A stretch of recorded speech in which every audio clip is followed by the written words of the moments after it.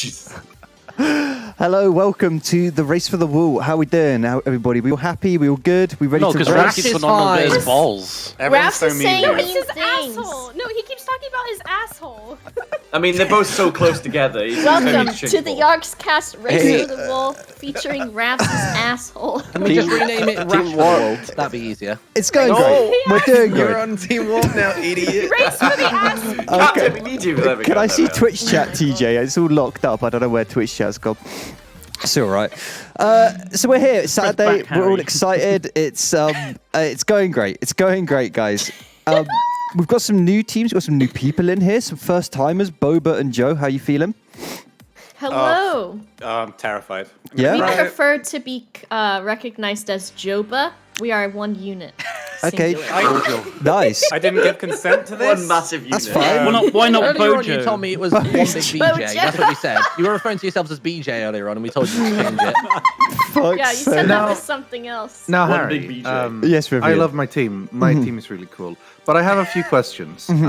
Why did you put me with a guy who's lost 6 games in a row, the 2 newbies, and me, who was the worst at Minecraft ever? Well, Rythian. A race for the one in my life. Rythian, I too am in a team with someone that's lost 6 in a row. You're gonna have to carry us, Mousie. Like, you're the one. Oh, then we are doomed. Yeah. Oh, she's strong. Rivian, she's Joe strong. Joe is an MCC finalist. He got to the final round of the MCC at Jingle Jam. I honestly think Joe might be one of the best Minecraft players here. So I would not underestimate him. I mean, to be fair, I getting a rated him tiny yesterday. bit of He To be was fair, there's not crackle much, on not much Harry, skill by to the pull way. that full from. I rated Joe yesterday, and he was indeed playing Minecraft, so he was practicing. I mean, He was Team practicing. There you Wolf go, won that's that what you week, so need. they got pedigree. They've got Professional, history. Oh yeah. We're welcome to show the screen, TJ, if you'd like to show the screen. We're all good. Nothing Guys, make to sure hide. you've got your render distance set to 10 chugs, please. The server does it already, don't worry. We're all good. Alright then. We've got professional server See, stuff. this is the kind of back chat we never had when you were on my team, Harry. Yeah, I support you in this. I'm like, yeah, let's go 10 render distance. Now, Nazi, now I'm all over Okay, your case. Martyn and Harry, who are you rooting for, though, for real? I don't know. I'm I don't know rooting if for I... charity. Yeah, I'm rooting for Well, charity. there's no charity involved. What's charity? No, there's no charity involved. This is You're gonna straight up lose blood. that one, mate. I Straight I up think blood. Team Warped is the charity Do you know right now. what? I'm gonna be honest, Ravs. but I am isn't it rooting Yep, for a yep, tie. yep. I want a tie because I don't want either you or Ped to get a Tie win. situation. I want a tie Okay. break and we run out of time when you're on a final wall. That's all I Okay, so want. Harry wants time. What do you want, Martyn? I just want to go home, I'll be honest. You are home. Okay. No, I'm not! I'm still stuck at the in-laws Man, a a lot of year in. fucking great energy from the Oh, the shit. in-laws. Oh, jeez. I've been here a while. To start us off, I figured since we've I had was kind of hoping this would be like the Hunger Games, and like one of you guys would have been like, "Oh, you're my champion, that'd be a Ravs. great idea. Oh, yeah. I'll give you a kiss. I'll drop you a supply. Oh, supply. Yeah. Supply I might do shop. supply drops here. I'll drop you a Great single idea. diamond from the sky." Diamond in the sky. With your ass. Before we start off, I'm going to propose that I give you guys a quick map tour. So hopefully that will give you some information, give you a little bit of guidance on where to go. And it shouldn't take too long, but it hopefully will point out some, some bits that you might want to pay attention to. Obviously, it's quite a lot of information. But should we do that right now? Is everyone good? We all here? We all present? We all Okay. happy? Yeah. I mean, I'm here physically. Okay. Right, that's good enough. That's Does all that that work? matters. I'm taking Oh my god, what are you doing? I stole I you. never signed up I've for been this. ripped out of my head. I ripped your body and now you're in me. Welcome. So this is your Oh, those spawn are so point. This is your spawn point. You have 3 teleporters that you can unlock, and you can access the spawn point by returning to the hub and using the teleporters. That is where you need to That's where you need to place the wool when you collect it. Obviously, we're playing Race for the Wool, so the objective is to collect the wool. So you probably should focus on doing that. When the other team access a wool monument, you'll be given a catch-up mechanic. So come back here and get your free items. They're super powerful, super good, and make sure you keep checking when get other used to wool this get them. Peg was too. The first wall that we have, obviously there is also a map up here. I think it's a tiny bit out of date, but you're welcome to also look at this if you get lost or confused about where you're meant to be going. The first wall you have is the spider cavern. It's kind of difficult, but I think you should be able to do it. Fuck the spider cave. It's kind of hard. Where is Mother Sun? Where is Mother Sun? Where is it? Where is it? Mother Sun You're is, giving us all the treasure. Where's Mother Sun? Mother Sun is down here if you care to read one of the greatest pieces Right, of lore there ever we written go, on the fine. map. Remember to shoot those targets as well, because they can give you like like some good explosions or destroy any valuable loot. And some of them even spawn creatures on the opposing team side, so it's really worth it. 100 creepers. This is the iron block cavern, so it's really worth coming here and getting all the iron that you need because your starting armor won't be very good. You'll also, along the way, need to collect 2 pieces of obsidian. This is where you get the first piece of obsidian down in this cavern. There's also a diamond pickaxe. You get a couple charges, so if you fuck up, you're all good. There's also a second piece of obsidian for the second nether portal, but we'll come back to that later. This bit is this is basically PvP hell. So I advise you be careful around here. But you'll need to collect both of these 2 pieces of obsidian. You're good? It's not rendered. It's all invisible. Yeah, mine's invisible. Oh, Okay, there. load of smoke. Because we're out. Is it because we're more than Game 10 chunks rule, away? spectators generate chunks. One sec. Also, actually, just enable game rule. I thought that was actually how the map was. It's like you cannot parkour this. It's impossible. When Nothing. you said PvP, I was like, oh yeah, because it's a very little block. Has that worked? You go out the chunk and come back. You'll have to go back, yeah. You have to fly away. Now go back. Yeah, it's done. I thought it looked cool like that. Is that rendering now? Is that good? No, it's because our bodies are more than 10 It's chunks fine away, for Harry, me. I think. I'm seeing everything fine. I feel like It's come back supposed in to be now. like a we've jumpy seen enough. puzzle. Yeah. Okay, It's a fuck it. jumpy puzzle, I will guys. do the talk through on the small map graphic then. That'll be easier. Fuck it. We'll do the talk through on a quick on the map graphic. We That's don't need weird. I don't know why hand that's holding. not We're working. professionals. Yeah, you guys can play this map. So it's really Pedguin important. might need it. Basically, it's really important that you get Depends on both of what these one obsidian blocks. Very, very, very important. You won't be able to progress through the map without them. Then you've got the blue wall at the bottom of the desert temple. Respawn checkpoints Okay. now have a one-way teleporter to take you back to the hub. So if you Thank fucking God. If you feel like you're getting stuck in good. them, you can now teleport out and just escape. But remember, you cannot teleport while you are carrying a piece of wool. You have to run you're gonna out. use that all the time. There's the Nether hub just before the Nether, which has a teleporter and checkpoints and lots of armor, so it's really important to unlock that. You use the first obsidian you get to open the broken portal, the broken Nether portal, to access the Nether. While you're in the Nether, you have kind of 3 objectives. First one is to open the second Nether portal using the crying obsidian block. The second objective is to access the blaze powder and kill King Squishy. When you kill King Squishy, all of the lava in the Nether will be turned into magma blocks. So it's so impactful killing King Squishy. I wish I'd done that last week. Fuck Wait, me. repeat that? When you kill King Squishy, all of the lava will turn into magma blocks, so you'll be able to run on all of the lava. So it's super strong killing King Squishy if you want to take the time to do it. Underneath the Nether portal, you can there's a little cavern that will lead you up into the new location for the red wall. It's pretty difficult, so yeah, take your time doing that one.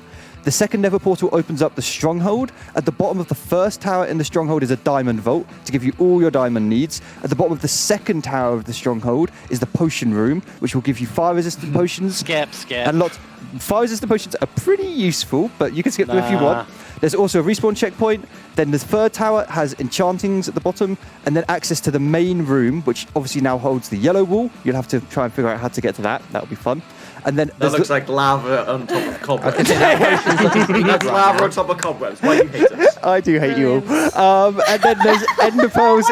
There's ender pearls in the new wizard tower. Be sure to watch out for Brandon. Once you've collected the blaze powder and the ender pearls, Damn it, Brandon. make sure to access the end portal, which will take you to the end aisles. In the end aisles, you'll need to make yourselves. You make your way down to the end boat to pick up an elytra, access the respawn point, and then make your way through the end moon to the purple wool. It's crucial to remember you cannot teleport while you're holding the purple wool. It's also crucial to remember that the crying obsidian, blaze powder, and ender pearls all have curse of vanishing. So if you die with any of them, you will lose them. Harry, my I'm a God. fucking idiot. How am I supposed to remember all of this stuff? You're not. So This good luck. is like a fucking epic Can we get this tale. image or just take a screenshot of it? Well, See this painting? Can you just like snap it off and put like one at each of our spawns? We could This try isn't and this do once. this. This isn't the This main isn't- hub, Oh, so well, you can then always we come just back check here. if we need to then. Yeah, you can always come back to. Admins, can we take everyone out of? Oh, there's a trophy for you guys to Where'd win. that come from? Oh my god, what? Shh. Little teaser of what's to come. Admins, can we get everyone back into normal game mode? As Are the make fan sure- bombs still here? Oh, The I fan bet they bombs are. may or Make may sure not have been King added. Squishy Yes. Can be attacked. Oh no. King Squishy can be attacked, but he cannot be ranged attacked. So you must go in and melee him. You know, you got to Nah, man last up. week I'm he in was hell. immune. You Oh, really God. put the blebs to Yeah, work this week. he was invulnerable to me initially. Yeah, we've both I guess if the fixed admins him. can keep an eye on when a team gets to King Squishy, if they can just keep an eye on him initially, just to check. That I'm in he's taking creative damage. mode. Yeah, we do. Oh, We have some beautiful admins here. So if you do get lost, stuck, or need some help, just type in Minecraft chat and they'll come and laugh at you. Can the admins put me in spectator mode on Barry? I'd rather just be able to see what he's seen the whole time. Oh, I wonder if you that's can actually, do that. yeah, that's clever. Yeah, We're not going to have Moongate again, are we? Has that been fixed? yeah. The moon is now. Ravs went on the moon. Oh my god! You can. Oh, really? You probably can find a way on there, but I don't advise you try and go up there. That's my advice. There's also something that Pedguin did where it was like a slap on the wrist as well, wasn't there? Yeah, Well, you know, that's We all Pedguin. went on the moon. He flew into the moon from the edge, though. No, The I moon is didn't. That beautiful. never happened. Oh that is a my lie. god, That is you a lie. monster. It's a big news. Is Before it the a stream straight started, playthrough this Pedguin time, said or he is there a was gonna break use an partway? electric to kill us. We can take a break halfway through if you guys want to. Should we do that? Oh yeah, do We it. didn't Yeah. I just Yeah, know from last yeah. week I felt I'm gonna exhausted be- at the end of it, 'cause it was just, Oh, God, I was yeah. hunched up in my chair like the whole time, like 3 hours in, like I like Quasimodo. What we'll do is I'll give you guys Hunchback of Minecraft Dam. I'll give you guys a heads up when we're going to do a break. I'll give you like a 5-minute warning, and then we'll just switch the game mode to dip the difficulty to peaceful. And if you can just stand still, and then no one has to disconnect or anything, and that should be the easiest way to do it, if that makes sense. Wink, yes. Has everybody Wink, changed their language to Bleb speak, by the way? Yeah. Yeah, Please, do the that. Blebs, Okay, the good. Blebs spent I'm hours also going to turn rewriting off auto everything. jump. Wait, you can set your language to Bleb. Yeah, go to Yeah. language and there's Bleb speak. Are the law books like Is the it law easy books to down a already little bit in as it, well? aren't they? How do you know if it's in Bleb? Oh, it didn't. It should have Option. said It will say write and let it instead of report a bug. That's how you know Yeah, you're in yeah, Bleb yeah. speak. Nice. But if you go to language, Oh my it's gosh. amongst the English versions. Bleb Gone speak. trolls. Blebadese. I Yeah. don't like that there's still P's in the language. I know they need These to are update supposed it to be more. replaced by Peaceful. B's. I mean, Yeah. you got auto jump, so you don't have it. Skin So fucking good. All right, teams, if you're ready, do you want to take yourselves into your own Discord channels? Me and Martin are going to be commentating this. I'm super excited to commentate with you, Martin. It's going to be great. Oh my I god. think it's gonna be good. Oh, we're gonna fuck. I tell you what though, Mark Friendly won't bumps, tell you, friendly but your audio sucks, so maybe TJ will say Yeah. that again. TJ, do you need I to? think it have a only look sucks at to us. I think to stream it Yeah, probably it's sounds only fine. Yeah, just but you're gonna have to listen to it for 3 hours, Mark. That's true, yeah. It feels I'll bad, just mute Martin. him and do my own commentary and just All try right. to get you chips at the right time. I'm moving Discord channel. All right, good luck. let's Good Where luck. do we go? Go up. Oh, Can we get? Get out of my swamp! Where do we go? We go to the low bit route. Yeah, that's it. Go to another If recording. I've listened to Barry at low bit rate, you lot can listen to each other at low bit rate. Fuck's sake. So stupid. Are we all good? We all happy? Is it all working? I think it's working. I think we're good. Martin, Yo. are we happy? Martin, Yeah. honestly, I'm expecting that I'm going to get furiously mad by the end of this. I feel like What are the players not the doing players. the right thing? I or? feel like the players. Oh my god, I'm just ready to mold. I feel like it's going to be. I need to get the team list up again. In fact, can you fly over to each team? I can just quickly notepad them down. Yeah, so we've got Boba, Mousie, Pedguin, Joe, and Rythian. And I honestly think Pedguin is really good at Minecraft. His PvP is really, really strong. And Yeah. Joe's also pretty fucking good. I mean, Rythian plays himself down, but I don't know. I think that team's actually really strong. They don't think they're great, but I think they're really fucking good. Like, Rythian's been playing Minecraft for as long as, like, I have. Like, granted, he's maybe not been as into it, but he at least has the core mechanics to killing mobs down and stuff. I actually don't know what Boba's experience with Minecraft is. Like, how much has she played? I think it's pretty know. limited, but I know Mousie's played a lot over the years. So Well, that's the thing, right? Mousie says she's played loads, but then last week she literally spent, I think, 80% of the time saying, I don't know what's going on. I don't know what's going on. You were on I'm her so team, weren't confused." you? Fuck. Yeah. Interesting. Yeah. Was she confused as to what was going on and stuff? No. Constantly. It seemed like she forgot how to do basic things like how to make an axe. Oh so I. God. Okay, that's gonna be Not sure. the women's gonna lose his mind. We've got Breeh, Duncan, Nilesy, Osie, and Ravs on the red team. I mean, Osie, she's very, very new. She's very new. I mean, we had to help her a lot last week. Nilesy, he loves the lore. He's not really here for the game. He's just here to read the lore. So he runs support constantly. Like he's heel bitch on the team. So basically, it's a 3-man team. it's Ravs, Breeh, and Duncan, and how much can they do? It's 3 strength versus like basically like 5 average. Yeah. I think it's a good balance. Yeah, I figured that was kind of a cool way to balance it. I am interested to see because this Ravs Pedguin rivalry, they've both lost 6 rounds of Race for the Wall, which one of them has to win. Like, we have to see a winner.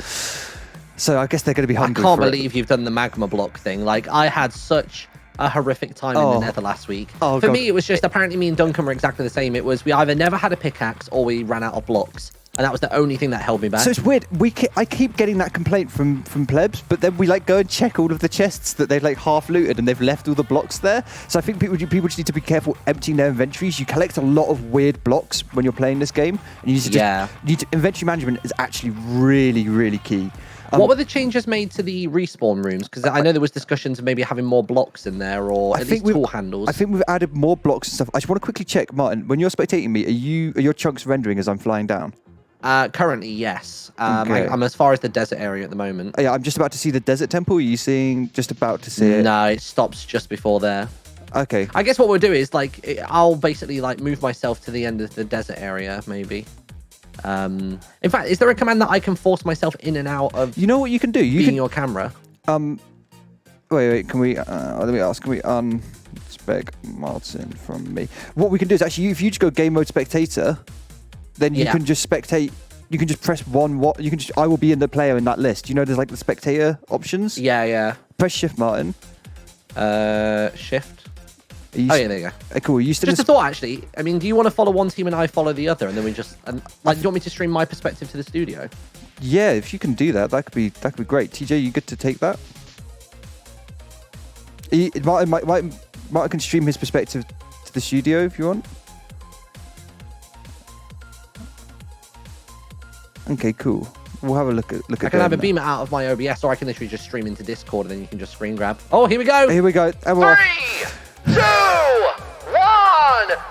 race for the wall!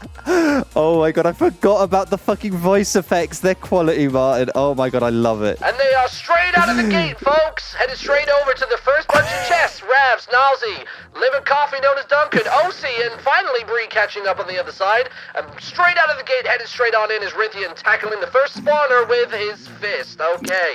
That's an interesting tactic. I don't think we've ever seen a spawner being punched to death before, but, you know, interesting tactics from Rythian. It's a different kind of strat. I am interested to see what kind of strategies they use this time. You know, are we going to see? We've been playing a lot of test games, Martyn, and I think my plebs have pretty much got this map nailed down to a T, and they've developed different tactics for skipping walls, skipping areas. So I'm interested to see whether, you know, we're just going to see a standard run from these guys, or if they're going to try and mix it up and do something kind of fruity or fun. Yeah, it looks like Pedguin at the minute is blasting across the top line of the grass area, but he does seem to be being efficient with taking out all of the spawners along the way as well. Nobody dipping down into the first section to go down towards the initial wall. We have got Boba, it looks like, going exploring these caverns. I do worry, these caverns are quite confusing, and it's really easy to get lost in them if you don't know what you're doing and you haven't played this map before. But I think, honestly, rushing for the desert temple is a pretty good play. It looks like we've got 3 blue players going for it. Yeah.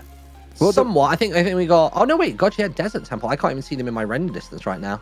Yeah, they're just busting forward. I think the nice thing with doing this is that you can basically go ahead and rush. Oh, get all of your bridging done early. Somehow the TNT is blown up. They've shot back in retaliation shot though. Here it comes. Yeah. Boom, boom, boom. That's gonna be sorry annoying. for. Who's that down there? Oh, it's Joe. Joe's about to get rained on a little bit. I think Joe might be looking to do the iron block mine.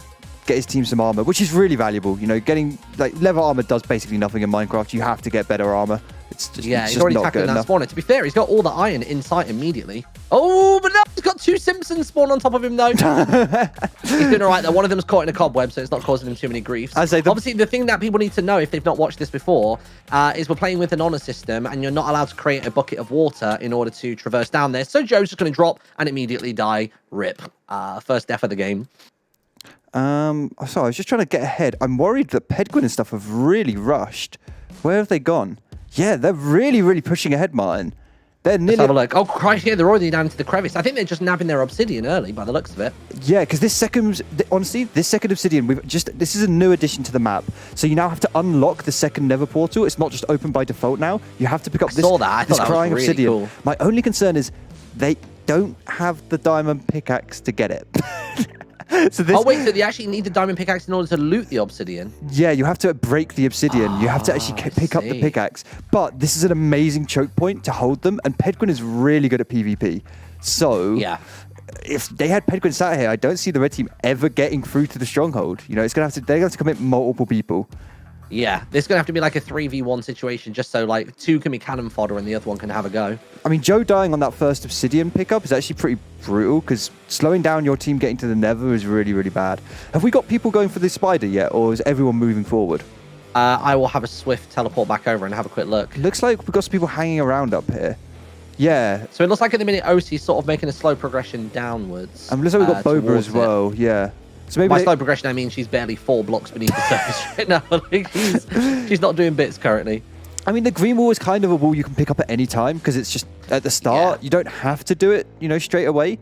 That's such a good idea, actually. Is actually leave that one till last. So get all of your buffs and come back and absolutely ruffle stomp through the first bit. Also, it's crucial to remember when you access and when you go for a wall, you give the team a massive buff with the catch-up mechanics. So actually, it can be worth just maybe letting them do it first and then you getting the catch-up mechanics. Because the catch-up. Speaking of that, actually, look how quickly Boba's managed to get down. She's like basically 2/3 of the way to the wall. Yeah, she's making good progress. She's leagues ahead. She's literally like 40-50 blocks down in comparison to Osie and whoever else is up there. 2 players on the red team collecting wood. I'm not sure. I mean, is this maybe because last week there was like a distinct lack of people with like tools and like crafting tables and stuff? You know what? They might be making ladders. It might just be they're going to make ladders for the entire game. Because ladders are a big play. Ladders are actually useful just everywhere. You know. I mean, you might as well, right? If they're going to get a catch-up mechanic from the first wall, then why not just like buff up a load of ladders, get that catch-up mechanic, and just absolutely blitz through with the spider sword? Like they could also just be making a house. You know, they could just be making a house. I mean, they could just be playing Minecraft. We don't. Oh, fuck it, hell. If we can tell they're making a house, I will legitimately jump in and play on Crimson just to give them half a chance. Yeah, Jesus. Who have we got down here? Is this Duncan? Yeah, it's like Duncan trying to get the Obsidian on the red team. Yeah. Yo.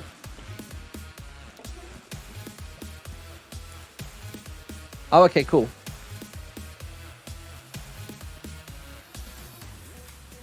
Oh, actually, I guess the whole reason I'm not streaming is because I can't. Is your bitrate really sad? What's happened to your internet? Yeah. Don't know. I called them up. They said it might be a problem until like the 15th. It's really weird. You do a speed test. It says 16 up.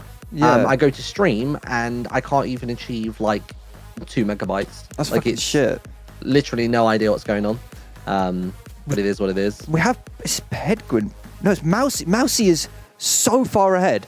Mousie is in the desert temple. No one else is around. Pedguin, as we speak, is currently getting poisoned by a spider, but he is literally about 5 blocks away from getting to the green wall. Like, he's right on there. Oh, wait, really? Yep. Oh, my God. Taking out the spawner. I'm assuming that this right here is just a couple of cobwebs to get in. Yeah, he's real close. I mean, this is huge. I don't know why he didn't deal with that spawner, though. Like, actually, to be fair, maybe from that angle, he couldn't see it. Yeah, I think around the corner, he couldn't get a glimpse of it. I mean, this spider room can be hell. The poison spiders are really frustrating. Yeah. But the thing is, by accessing this wool early, he gives the other team access to diamond swords with Bane of Arthropods, which are really strong versus all the silverfish later. So it's kind of I don't know. I maybe preference actually not going for the green wall first, letting the other team do it, and then enjoying getting some sweet swords early. Because if oh yeah, 100%. Like diamond swords are pretty powerful. Not to be underrated.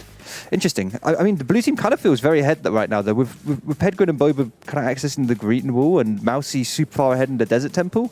I don't really see what's happening for the red team, apart from a lot of wood being collected. Sorry, give me 30 seconds. How do I add an RTMP stream? I've got the key. TJ? Oh, is it just? I was just putting server URL maybe. Yeah. Where is it? OBS settings. Ooh. Stream.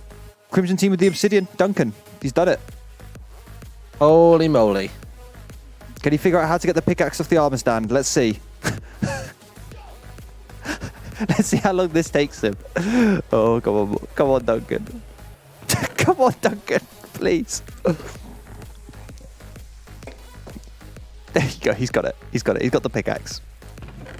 He's got the pickaxe. He's getting the Obsidian. We're all good. That's very crucial. He's going to be able to open up the Nether for his team, get them access to the red wool and the blaze powder. It looks like Joe is also still collecting all these iron blocks. Pretty good. There's his team, lots of armor and stuff. I don't think anyone on the red team's come for the iron blocks yet. We've got a lot of red team still just hanging out at spawn. Yeah, there's like 3 of them. There's one person making their way down currently. It looks like Bree's sort of tackling it. He's about to break into what is like labeled as like the broken mine. He almost looks like he's considering not going in there.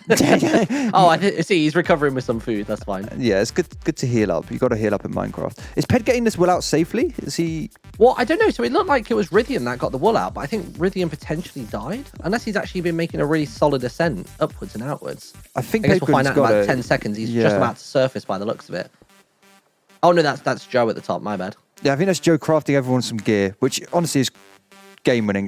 Blue team are considerably further ahead right now, but having iron is really strong for the Nether section. You really need better armor. But we finally we have Nilesy coming forward on the red team to try and access this desert temple, and we've also got Ravs as well.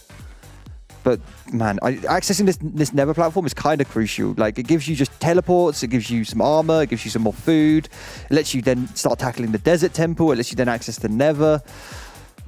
I feel like they're being a bit slow to get here, but it's all right. It's all right. At the moment, I can't quite gather where Osie's going. Osie is caught in one of the grooves of the bedrock. I'm not sure she's looked at the opposite spawn to see what it actually leads to. At the moment, it looks as though it's just a full dome of bedrock beneath her, so she's not actually going to she's looking for anything. She's probably on a lore hunt. She's collecting some stone. She's playing Minecraft. She's playing Minecraft, but she's having a fabulous time. Is she just going to fall into that lava? Please just fall into the lava. Just the one block of lava. Come on. Oh, TJ, quickly check Discord for me, bud. Oh, there's a pressure plate there. That must mean something, right? What's that going to do? To be fair, there's pressure plates and buttons. Oh, and shoot. No hesitations there. Straight onto it. Straight onto the fucking pressure plate. I mean, she's finding little bits of iron. It's not quite as efficient as getting iron blocks, but you know what? It's iron. We're not going to complain, right? She's having an explore. She's having a nice explore. Has Duncan managed to get this obsidian out? Duncan is working on getting the obsidian out. And honestly, the other team hasn't done this yet. And this is kind of crucial. It looks as though Rythian's probably about to start that venture, unless he's just going to go straight over into the more desert section.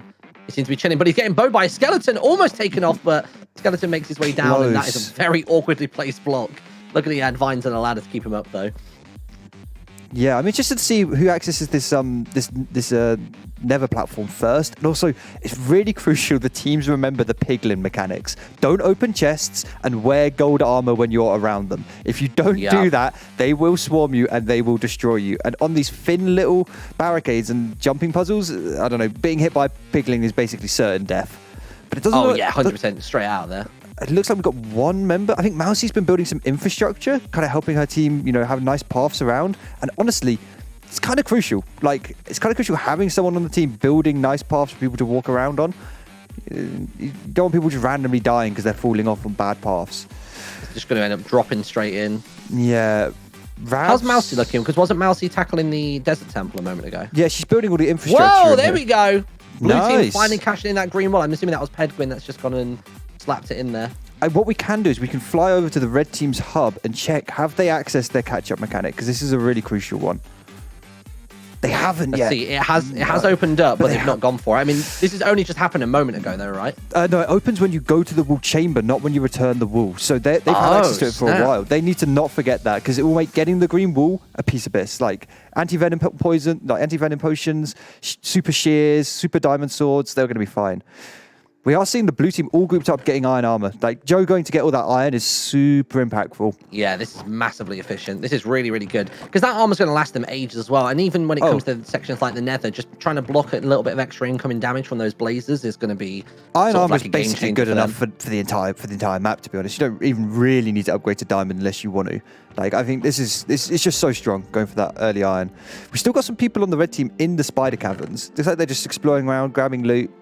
Just having a casual stroll, really. It looks like Breeh still being very cautious with the amount of mobs he's killing. But to be fair, he's right above the actual spider itself now. Is it a straight shoot through the middle of it if he wanted to? Yeah, if he can fight his way through, he can just get down there. I would love to see him go back and get the catch-up mechanic. It makes it so much easier for him. But it doesn't look like Duncan's made it out of the obsidian, or it's part way out. He's being careful, which is good, because the obsidian has Curse of Vanishing. If he dies, he's got to just do it all again. There's no point rushing out. Oh, God, Martyn. Yeah. Martyn, he doesn't know about the skeletons. Martyn. Oh, there's like five of them! You're going to get Sparta kicked off the edge! No, Martyn! Duncan! Don't fool Duncan! Place the wall No, the other way! Don't Place go! the wall or something! Oh, my God! 4 HP! He's getting low. There's one on top, one below, and he's out of there. Oh, he has to go and get the obsidian again. Oh. That is a horrific straight. Oh, fuck. Oh, that's so bad. That's so bad. That's going to tilt Duncan. That is going to tilt Duncan. What are the higher levels of Soul? Is it Ocean Launa or is it Ocean Rythian? You never know. Ocean Launa, yeah. Fuck's sake. Looks like the red team are making a sneaky way into the desert temple.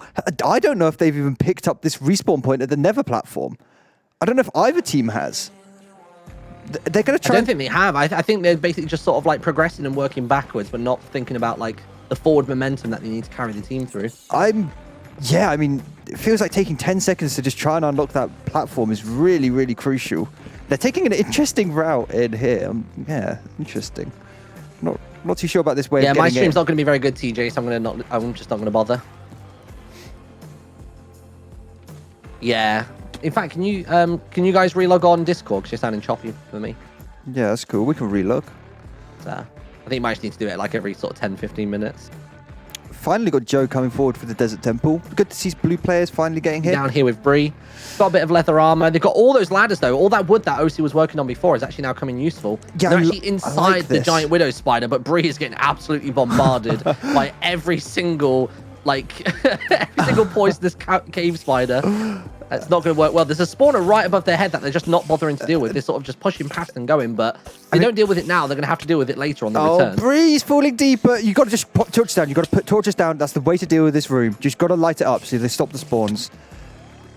You got to. I mean, he's somehow surviving in leather armor. I'm not sure how this poisons work. I mean, I guess poison only takes you to half health. It's only then if a mob bumps into him later on, that's going to seal the deal. I mean, Osie is just in cobwebs forever now. This is per life. She's going to spend 20 minutes. Which is nice, though, because it seems as though Osie's like this sort of like unreachable bloody pinata for all the spiders. That is so they're true. actually just ignoring Breeh entirely, which is great.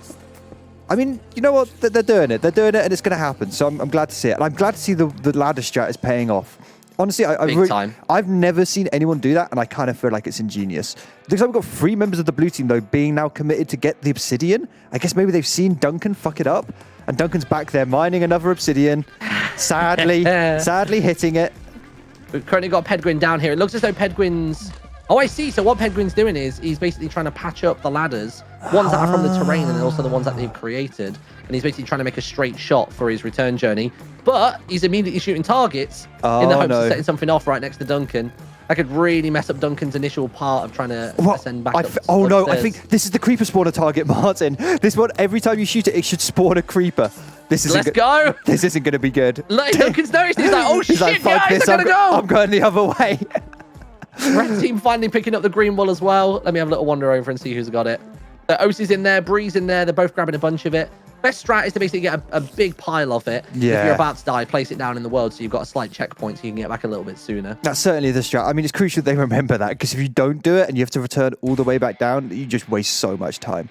It looks like we have got someone on the blue team beginning to build a path over to the Crying Obsidian. I'm not sure if they know that you can't access it without the diamond pick, but I'm sure they'll soon figure out, won't they? Yeah, there's a little back and forth happening between Pedguin and Duncan right now as well. Oh, in the obsidian area? Yeah, it looks as though he's trying to deal with one spawner initially, but with nothing more than a sword. Oh, God. But then I think Duncan might have clocked that spawner right above Pedguin is causing him troubles. I mean, Duncan he's working on the return journey now. Yeah, he's nerd poling. He just needs to get out. Oh, God, he's being shot at, though. Who's above him? Ooh, big shots up there. Boba's just sniping down. I mean, if Duncan dies again getting this obsidian, it's not good. It's really not good. I also imagine the tilt might begin to set in.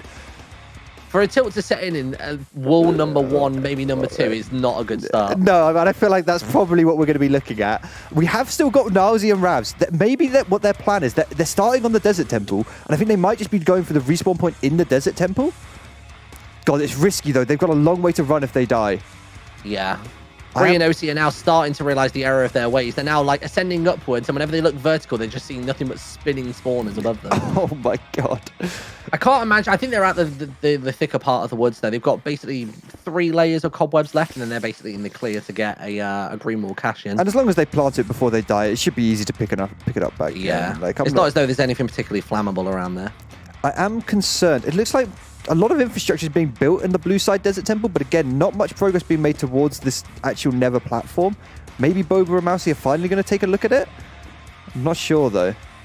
Where is it? Where's this Nether platform? Or is it further through? Yeah, it's just behind, above next to the tower of the desert temple. There, can you see it's a spawn point? It's got chests. You can check the chests in spectator mode, but it's got iron armor, loads of blocks, loads of food, loads of gear. Like, it's tons of really useful stuff. So making your way up here is really relevant. Also, I mean, is that the play right now, or do you do what Ravs and Nilesy are doing and you go down to try and get that respawn checkpoint? Because Ravs is pretty close right now. I don't think he actually knows the way down, because I think I was the one who did this last week. Oh, so I don't think he's aware of the actual descent for the zigzag. The trouble is, Nilesy's just died and he's respawning all the way at the start. It's a long run. It's like a 3-minute run to get back down here. Oh my god, and Ravs is being mummied. There's mummies everywhere.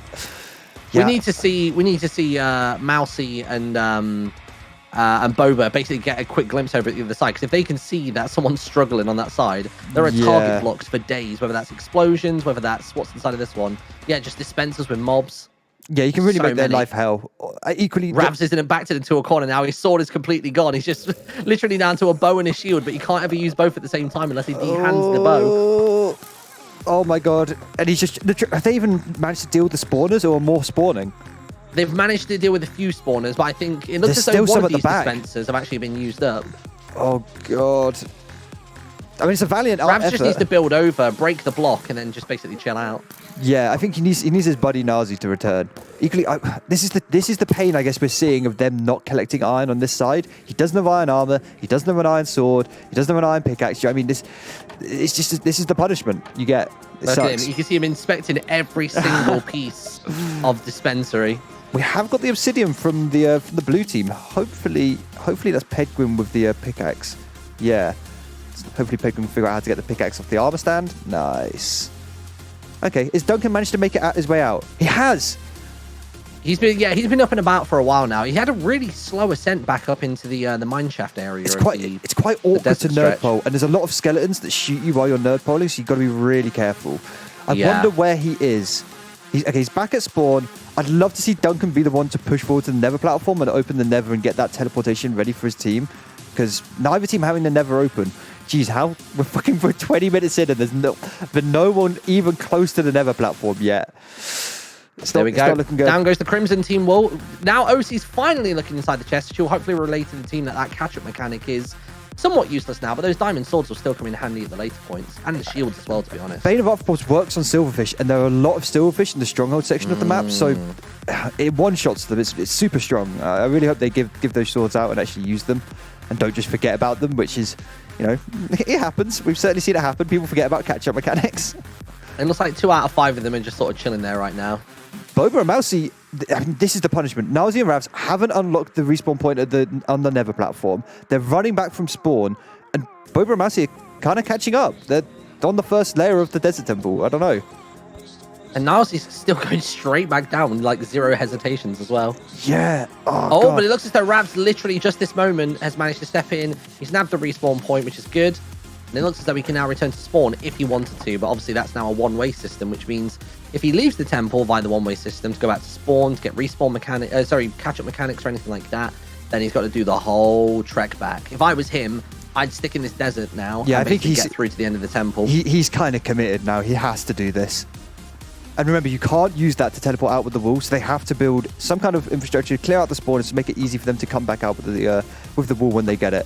Boba and Mousie, to be honest, other than the lava floor beneath them, the rest of this temple is relatively easy. It's not too difficult. You can just kind of run and gun it. Like, the spawners aren't too overwhelming here. If you have trouble with parkour, the final floor can be a pain in the ass with the amount of cobwebs. Yeah. And also an important pickup in the middle of this temple. Interesting to see where they find it. In some of these graves are cobweb arrows. Cobweb arrows spawn a little selection of cobwebs when you fire them, where they hit, and those can be used to block up, other people's portals, to make spawning difficult for the other team. They're super impactful in PvP. So it'd be kind of interesting to see if any of them find them, because I'd like to see them. We've looked like we've got a bit of a town meeting going on back at the beginning of the red spawn. Everybody started to get geared up. It looks like they're finally starting to make that transition between leather and iron, but where they've not had somebody like Joe on their team to sort of buff everything up, they're just not going to get the same results. No. Oh, they're just lobbing stuff off the edge as well. Go on, Duncan. I mean, this is crucial. This is crucial. Clearing out the inventory of all of the trash you've collected so you can pick up better loot is really important. Please tell me Duncan didn't just throw sticks as well, because if he was having the same problem as me last week of running out of tools, that is an absolute no-go. I mean, they spent a large portion of their time at the beginning collecting wood. I really hope they've shared that wood around and kept some on them. Like, you've committed the time. Hopefully, they're going to make the use of it. I think Ravs currently firing over at the blue team. It looks like at the moment it's a bit of a 3v2 situation. Everybody's suddenly realizing that the target blocks are going to come into big effect. I mean, they're literally 5 blocks away from their respawn room. So for Ravs right now, it's this is easy. Low risk. This is super dangerous for the blue team, though. If they die, they don't have the node platform. This is a return from spawn. It's a long run. Joe's low. It seems as though Ravs is basically focusing on all target blocks, even if they're not on that floor, just to basically fuck with their terrain. So they've got like a more treacherous journey in like the later stretches of the map. It makes it considerably more annoying, especially if you can get this lava area to spill out and stuff. It's really, really frustrating. I'm surprised none of them are trying to go for this respawn room. Like, what's the way down to it? You just need to break some glass here, and he's literally is next to it. Mousie is literally just inches away. Please break the glass, and you can get there. Come on, let's go. There's the water at the bottom as well, so there's no risk of the fall damage. I think all 3 of them are about to. They've just realised. I think they've just realised. These tides are about to turn. If they turn around and see that respawn room, this is going to be real big. Yep, there we go. It's quite... One team member in. Joe's in. Come on, Mousie, please take the respawn point quickly. They need to individually check onto the respawn point. Boba, please. Come on, Mousie, please! Please take it. Oh my god, if they die, this is a disaster. She's putting up a barricade and wanting to progress further through. Has she finally clocked it? There we go. She's finally clocked it.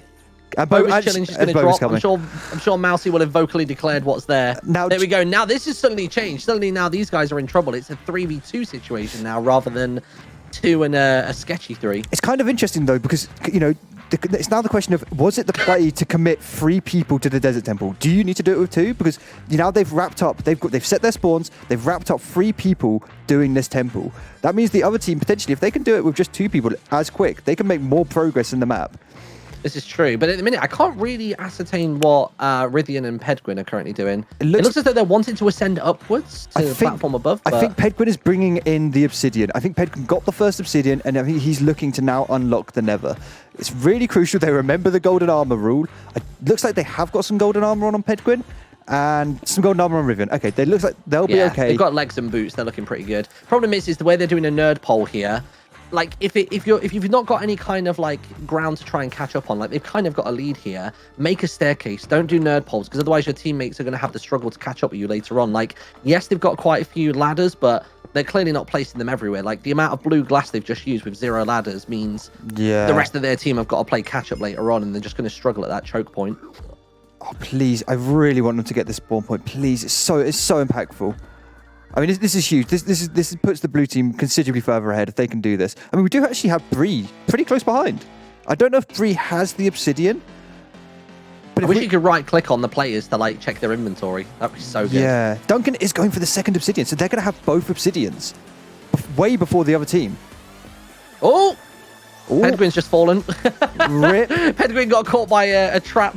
I think it was a pressure plate and it had a bit of TNT. Although I think you would have to actually run across the TNT in order to do that. Maybe just panicked. There's the crying obsidian. That's probably going to remind the blue team, oh shit, we should probably do that. So hopefully we'll see Pedguin go for the crying obsidian now. But so whether Duncan chooses to PvP there and just try and hold him up, it's a very precarious little bit of void that you have to make your way across to get to that crying obsidian. And they've barely got a 1-block bridge as well. So I think it'd be easy for Duncan to just ping them once and they're just going to fly off the whole thing. Yeah, hopefully Duncan can make this out. There are some boneless slimes, which are kind of buffed up little slimies. They're kind of scary. It looks like he's doing all right. I mean, it looks as though Rythian's got these guys like following him, even though... Oh, there we go. He's just finally now realised there's the spawner. He seems to be getting attacked regardless of if he's wearing gold, so he must have like walloped one of them. Or did he accidentally open a chest? Oh god, he's hit them and now he's in. Has he set a spawn point? As long as he set a spawn... I don't know if he has. Rythian? Nope, he didn't. Are you... Giant objective there that said set respawn. He never did it. God, Rythian! Woo-wee. Oh my god, so did he activate the teleporter? Maybe? Again? I'm not entirely sure. I'm not... Oh, to be fair, actually, yeah, he's back. We're good. Is he back? Okay, he activated... maybe he's just waiting to respawn. Look at that, though. Breeh neck and neck with him. Breeh's opening chest. Doesn't realise that the piglin's behind him. And here it goes. Oh, 5 HP. He's putting on more golden armor thinking it's going to help, but it's not. No, they hate That piglin's pissed. Now, Martyn, there's a very crucial little hole in the glass panels. I wonder if Bree's actually going to fall down it. Careful, Bree. Careful. There's a little hole. I see it. Perfectly 1 block size. Has he set his respawn point? Do we know this? I don't think he has. I saw him come to the platform, open his chest, and then he cracked on. Oh, he's getting the spawner. Respawner's gone now, though, so we're fine. Okay, I mean, this is huge. Nether platform is now open. This is the first big teleport of the map. You can bring the entire team here using the hub. It looks like they're going to open the Nether portal on the blue side. Yeah, it looks like Rythian's pretty close now. It's like a few blocks away. But with Duncan with the Crying Obsidian, he can just open the first Nether portal, run through the Nether, open the second, and they're into the stronghold. They're getting diamonds. They're getting potions. I think it's huge. I think it's a good play. Who is it for the blue team that actually has the Obsidian right now? Was it Rythian or somebody else? Because he's looking at it like he's not got a clue. It has Curse of Vanishing, so I really hope they've put it in a secure chest and they're now going to go and access it now. Oh no! I think Rythian probably had it and lost it when he died. Oh no! I think they've got to do another real long trek back. No. Moving back to the Desert Temple, by the way. Considering this is a 3v2 situation, this is very neck and neck. They're both on the same level. Both of them are about to start the lava segment. We've got 3 that are basically starting to bridge across the right-hand wall at the moment. We've got Joe and also, who's this? Mousie working their way through. So there's Mousie's seeming really efficient this week, to be fair. Yeah, Mousie's playing really well, honestly. I'm very impressed. There's crucially 2 different ways of kind of doing this lava segment. This is certainly the hardest bit of the Desert Temple. The first way is the way that the blue team are doing it. You go across the wall, you try and deal with the boneless spawners, and you just kind of ignore the slime spawners. Then the other way, which it looks like the red team are going to do, is you go across the lava, you try and break the slime spawners, and just ignore and run past all the boneless. The trouble is those boneless are kind of buffed up skeletons with knockback, and you can see just instantly getting pinged off. Oh, it's not I was good. going to say, I don't think those skeletons were in last week. I don't remember them being there, because I think last week when I did this room, I literally just did a straight beeline through the middle, used whatever soul sand was available, and then bridged between the rest of it, and just kind of did a straight run through the middle. But with that knockback, that is grim. The boneless also don't take fire damage, so they just chill in the lava. They shoot you constantly, and they so are even if they strafe nightmare. off, they're right down there. They are a nightmare. But I like this tactic from Joe's team. You know, building the walls. It's the classic race for the wall strat, right? You know, you instead of going through the stuff, you just dig out the walls. It's good. I like to see it. I did that for the blaze sections in the later part of last week. I really hope they remember that strat, because the blaze section certainly is useful. And we've got, oh man, I'm excited to show you the changes to King Squishy's domain, Martyn. It's going to be good. Ooh, and that's the thing. I've not flown ahead. I don't want to see anything until like the players are seeing it. Yeah, we can hold. It looks like Duncan is finally making his way towards the Desert Temple. I'm really hoping he isn't carrying both obsidians, because if he dies here, this is going to be heartbreaking. At the moment, Joe seems to be forgetting that the skeletons can shoot through the lava to hit them. And it actually so he's dealing with the lava arrows. falling down above him, but not actually blocking the head off. So the mobs can't actually just get a cheeky roast on them. I'm not entirely sure what Mousie's doing. It looks like just a lot of moral support right now. To be fair, she was Queen Bridge Builder last week. It was That's true. That's true. I feel like she should be applying some pressure onto the red team, though. It looks like red team are actually now switching their tactic, and they're going to try and... No, they're switching again. Yeah, they're going mid. Ravs is going straight center, I think. Is Nilesy still with him, or is Nilesy abandoned? Honestly, I think going straight center is probably the best idea, to be honest, because the skeletons, if you're on the wall, there's a very small margin of error, whereas when they're further away, then it happens. Oh, and here we go! It's the first lefty versus righty. Left skeleton versus right skeleton. Whatever side of the screen it's on, when it dies, it's the loser. Place your bets in chat, everybody. I love I do that whenever the skeletons get into a scrap with one another. I love it when they're just dueling in the lava. That is so stupid. Oh, so funny. Now, one thing you have to be really careful of, because the skeletons, the knockback is ridiculous. Because I love watching them fight one another. Because the soul sand is actually technically 1 pixel lower. When you are walking on soul sand, it counts as you walking in the lava when you touch the edge. So you it's kind of worth destroying the soul sand and replacing it with glass blocks. Yeah. But it looks like the blue team have made it across. They're home clear. The boneless strat was worked. You know, it's a good play. And what's the rest of it got now? Is it literally just a straight cobweb run, really, isn't it? A bunch of spawners on the left-hand side. Yeah, we are going to see... They've got the monument at the end of it. There will be a couple Tomb Guardians which are buffed up with the skeletons in gold armor at the end, but hopefully they can... It's usually easy enough to just nerd pole and build around them. See, like with all these changes, this is already a completely different map to what I played last week. It's interesting. Which sections did you play last week? Because it's difficult to play. So last week I basically soloed the Nether, which was pretty grim. I got That's on pretty through impressive, it better than I thought I would. Look at Joe go! Joe's just sprinting across the entire right side of the field. Look at that! Oh He's gone straight around the Guardians as well. Those guys in the golden armor. He's gone, nah, fuck that. Oh my god, he's just in. He never technically went into the middle of the field either. no, He but stayed here on the come the width of Guardians. their lane. The Guardians are coming. Oh no. They're backed into a corner. They're now trapped in the wall room. You think you can get past us simply by running around an edge? Fool! We will make you pay for the your Guardians are trapped. transgression. They're trapped in the cobwebs behind. No way. Well, this didn't go quite as we planned. Just make sure you look after that wolf for us. Thank you. Oh my God! Actually, no, I think they've drifted towards the center enough now in order to not take any damage. Joe's going to stop breaking those cobwebs. That's the only thing keeping him alive right now. Do not break those cobwebs, Joe. We need them. Nobody making use of critical hits either. No, classic noob Minecraft plays. You love to see it. Mousie looks like she's PvPing Joe. Oh no, there's scarabs. Martyn, they're Endermite scarabs are in. Oh, I love the scarabs. They're awesome. Don't turn your attention away from the skeletons, Joe. Jesus. Oh my God. If anything, I put a block there. There we go. One skeleton down. Do these spawn infinitely, or is there a set amount? There is, I think, a set amount that just spawn on the throne when you get close. They're like there was 3 that popped up, so they're two for 2 right now. 1 more to go. Oh, Joe's taking some hits. Oh no, Mousie's taking some hits. Sorry, and there they go. Yeah, all again, gone. we see the bonus of getting that iron armor early. I think it really is the play. While that was Watch this return. Watch them as they go back, because the way that Joe got here was ridiculous. Can you just see how all that sandstone is just like one clear straight? Oh my God, did he just parkour? I mean, I usually parkour down the right-hand side along the fire. That's usually my play. Oh yeah, he just went on like He the just went actual straight just the down. sandstone bit. Jesus There's no Christ. obstructions there. Like, I think maybe those like nice curved pillars. They need to come all the way down, so he at least has to break like 2 blocks each time he goes past the pillar, because otherwise you can just run the right easy. It looks like we've seen both teams. Sorry, I'm going into trouble with creative mode. It looks like we've seen both teams actually open. Fuck me, fucking stupid. Look, here we go. Joe's stupid going for it creative again. He's mode. realised that taking the mobs is going to be too tricky. And like he's straight on the side. Although this time he's going to be met by a mummy by the looks of it. I'm just checking. It looks like both teams are open the Nether, Martyn, and we've got already progress happening in there. 2 blue players are already in here. Who have we got? We've got. We've got Pedguin's chilling out in there at the minute for the blue team, and alongside him we've got Rythian. I can't make out that. Is it Rythian? Yeah, it looks like Rythian and Pedguin. So they're going to have to find the new way into the red wall, which is, oh God, it's really hard, Martyn. I'm not going to lie. It looks as though it's some kind of, was it a vertical ascent that I saw? It's a vertical ascent behind the second Nether portal, and there's pockets of lava everywhere. You have to mine vertically. There's wither skeletons. It is absolute hell. We do have 1 red player. I believe is that Duncan? Oh, it's Breeh. We've got Breeh in the Nether for the red team. It's good to send someone forward. You know, start making some kind of progress on this area.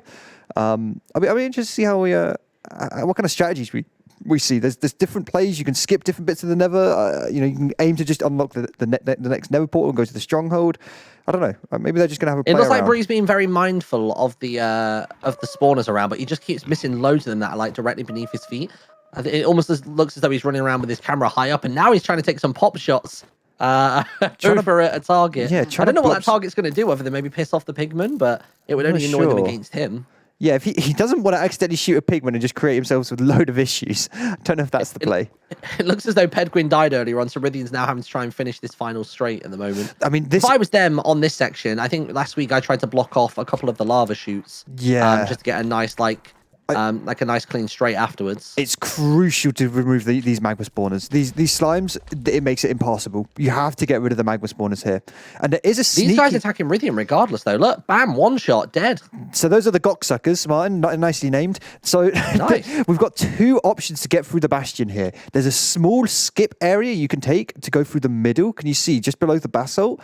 But to get through there, you have to fight for a room of these brutes, and they are really strong. They're really, really strong. I mean, they just 1-bombed him, and I'm sure he had like almost double digits health. Yeah, or you can take the slower route, go through the more open area in the bastion, and there is some reward of a couple diamond blocks, which is, could be an early little boost, could be an early little help. I'll be interested to see what tactics they take. For everybody, that just like lowers everything. And didn't you say that Squishy this week is melee only? Squishy this week is melee only. He's not going to be accepted with range. And I'll be interested to see whether we see people skipping Squishy, whether they value fighting Squishy. I don't know. I think for the return journey, I would do it. The problem is, it's just the slime hitboxes are so inconsistent, and especially when they scale up to that size, it's really impossible impossible to gauge like what is your safe spot. And if he hits hard, like I just don't see it being worth it. It looks like we are seeing both the teams making their way out of the Desert Temple. I hope this is Boba carrying some wool, making her way out. Hopefully Mousie, is Mousie still ducked down there? Hopefully she remembers you can use the teleporter to get out of the Desert Temple. You don't need to farm your way out unless you're carrying wool.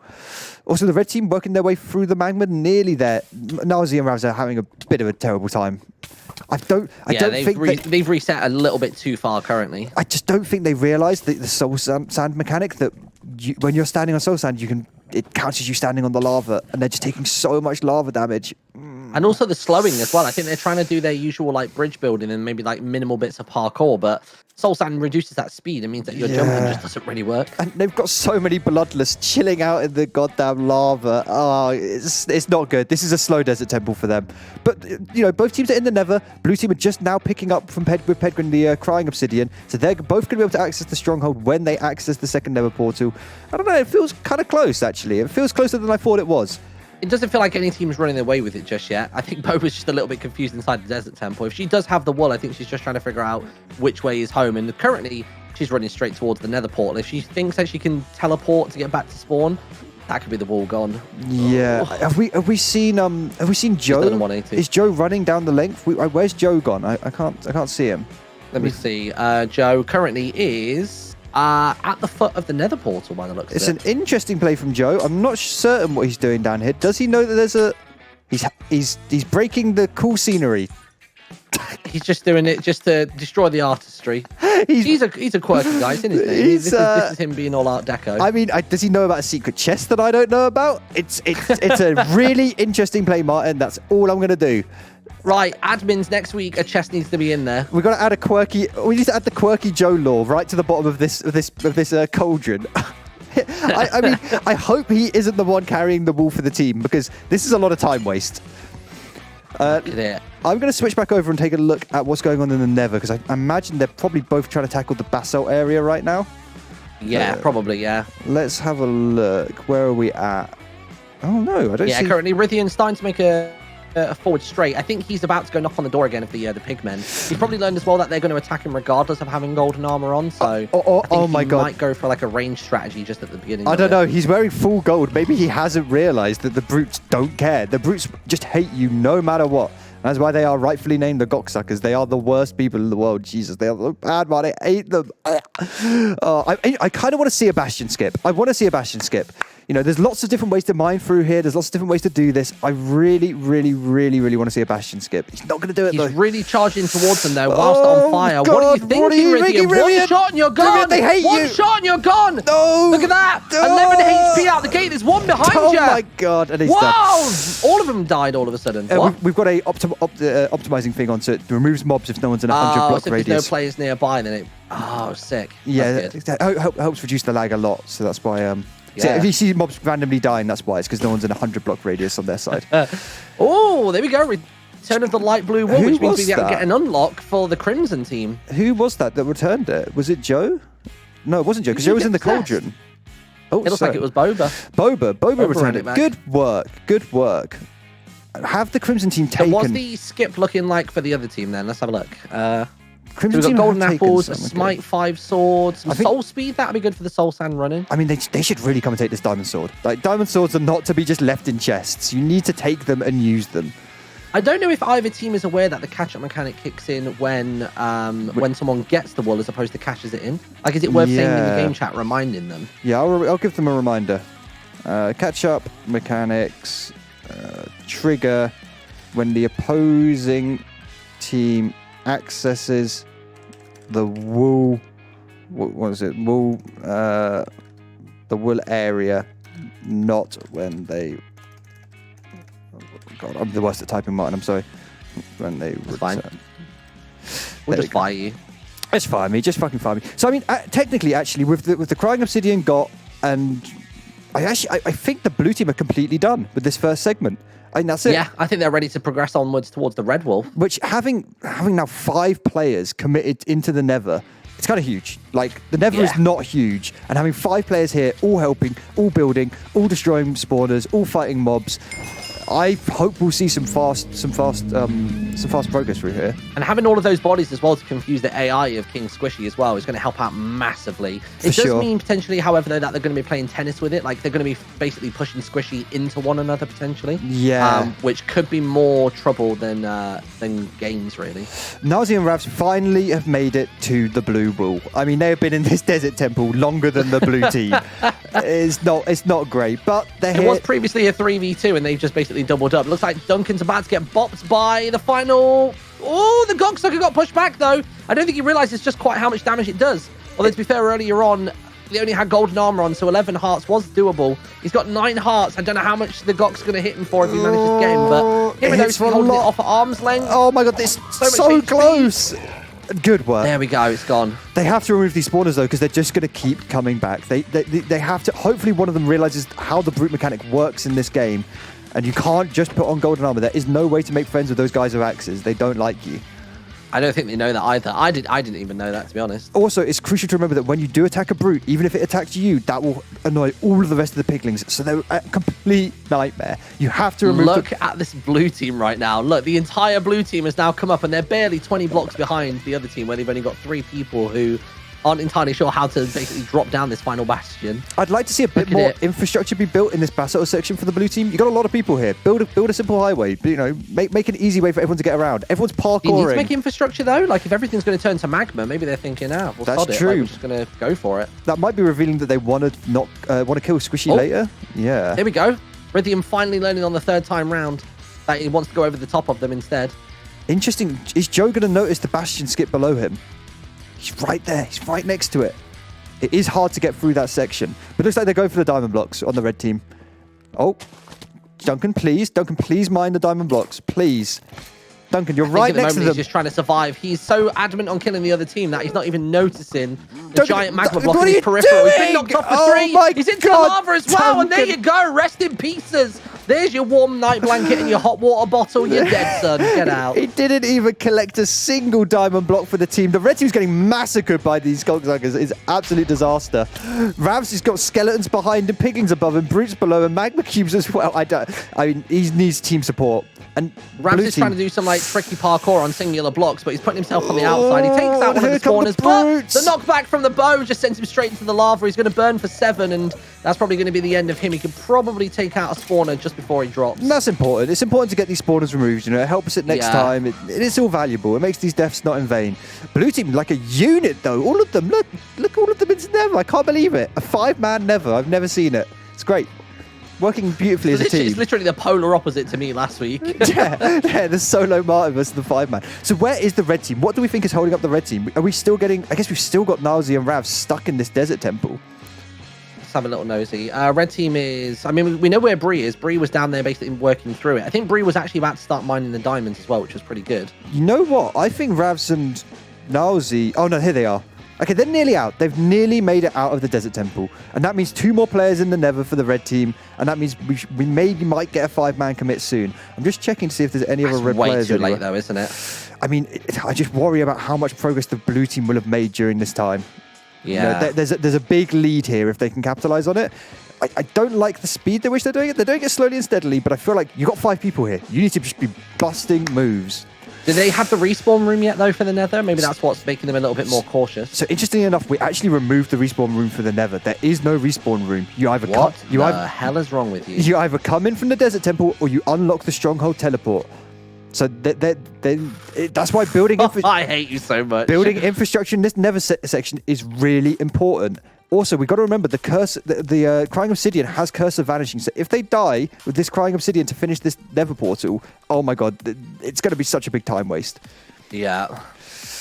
It doesn't look like they're actually, you know what, they're actually doing pretty well. They're doing pretty well. They're destroying spawners, they're building little glass platforms. And who have we got here? What's this? Joe, bringing up. Has he got the Crying Obsidian? Can he finish the nether portal? He's noticing the gap, but I don't think he's actually got anything to cash into he's saying, guys, please, someone bring it. Please, please, please, someone bring it. It could potentially be Rythian. I remember Rythian looked at the other portal earlier on and was kind of like, I don't think that's the right one. So maybe he has the crying one, but didn't have the regular for the first portal. Chat is saying Pedguin has it. Where is Pedguin? Has it. This monitor's very dark. I can't quite read their names. Pedguin's just chilling in the top of the stronghold at the moment. I say stronghold, the bastion. Oh, in the bastion. Okay, finally. Ooh, there we go. Return of the light blue wall. You know what? That was pretty fast. That was a pretty fast escape from the desert temple. They only got that wall a couple minutes ago. To be fair, though, hasn't Pedguin already died once or twice since collecting that crying obsidian? He has. I've watched him die at least once in the nether and everything. Oh my god, wait, is this him here? Oh my god, Pedguin is in the Goxsucker room. If he's carrying this is going to be awful. He might die.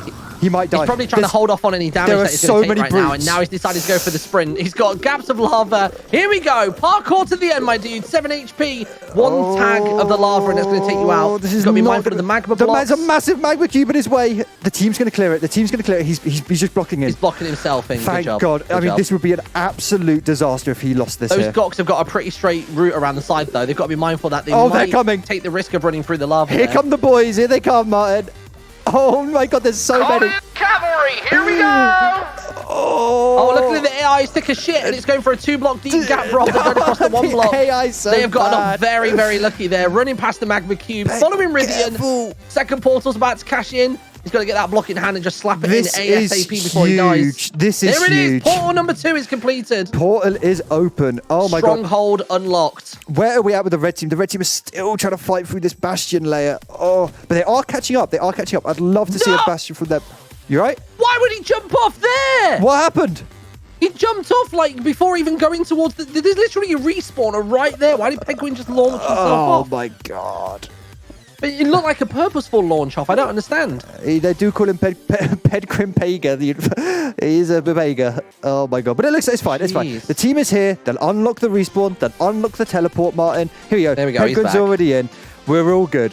I'm interested to see what their tactics are for this stronghold. So there's a lot you can do here. You can access the diamonds at the bottom of the first tower. There's some fire resistance potions in the bottom of the second tower in the potion room. Super strong, super useful, really worth picking up for that firewall. I really hope they do that. You know, getting gear here, getting yourself sorted. I think this team understands the value of getting items. They went and got the iron. I hope we'll see more of that kind of preparation from them. Oh, 100%. It looks as though Joe is still basically progressing towards... I mean, what is he working towards? Is he working towards the red wall? Yeah, Boba's up there. Looks like Joe's actually going down. This is the route to King Squishy. This is the way to King Squishy, and it is an absolute nightmare, Martyn. It's zigzags upon zigzags of blaze, lava, magma. It's the worst. I mean, I'd like to see him reset his spawn point at the stronghold for slightly faster respawn to get back here, but... Yeah, I think I would. I'd get there, get that checkpoint, and it means every time he dies, he's only got to do what? Like, a single stretch of lava, which they've already got a bunch of, nether bricks hanging over the top of to get towards the end. Yeah, it's one long straight each time. It's a quick sprint, and then he's back to where he is right now. And I feel like Joe feels pretty comfortable with his parkour. We saw that, we saw that in the desert temple and stuff. I feel like he's kind of on it. So I think he'll be all right. I don't feel like we're going to see a lot of infrastructure built from him. I feel like we're probably going to see just a lot of rushing. I mean, I guess worst case scenario, maybe he's thinking he'll push this nether as far as he can. If he dies, then no biggie, because he'll respawn back at the very beginning of the map. I can just teleport, and then he'll just take the stronghold tele from there and then reset spawn. It's clever usage of respawn points like that hopefully we'll see, because it saves so much time.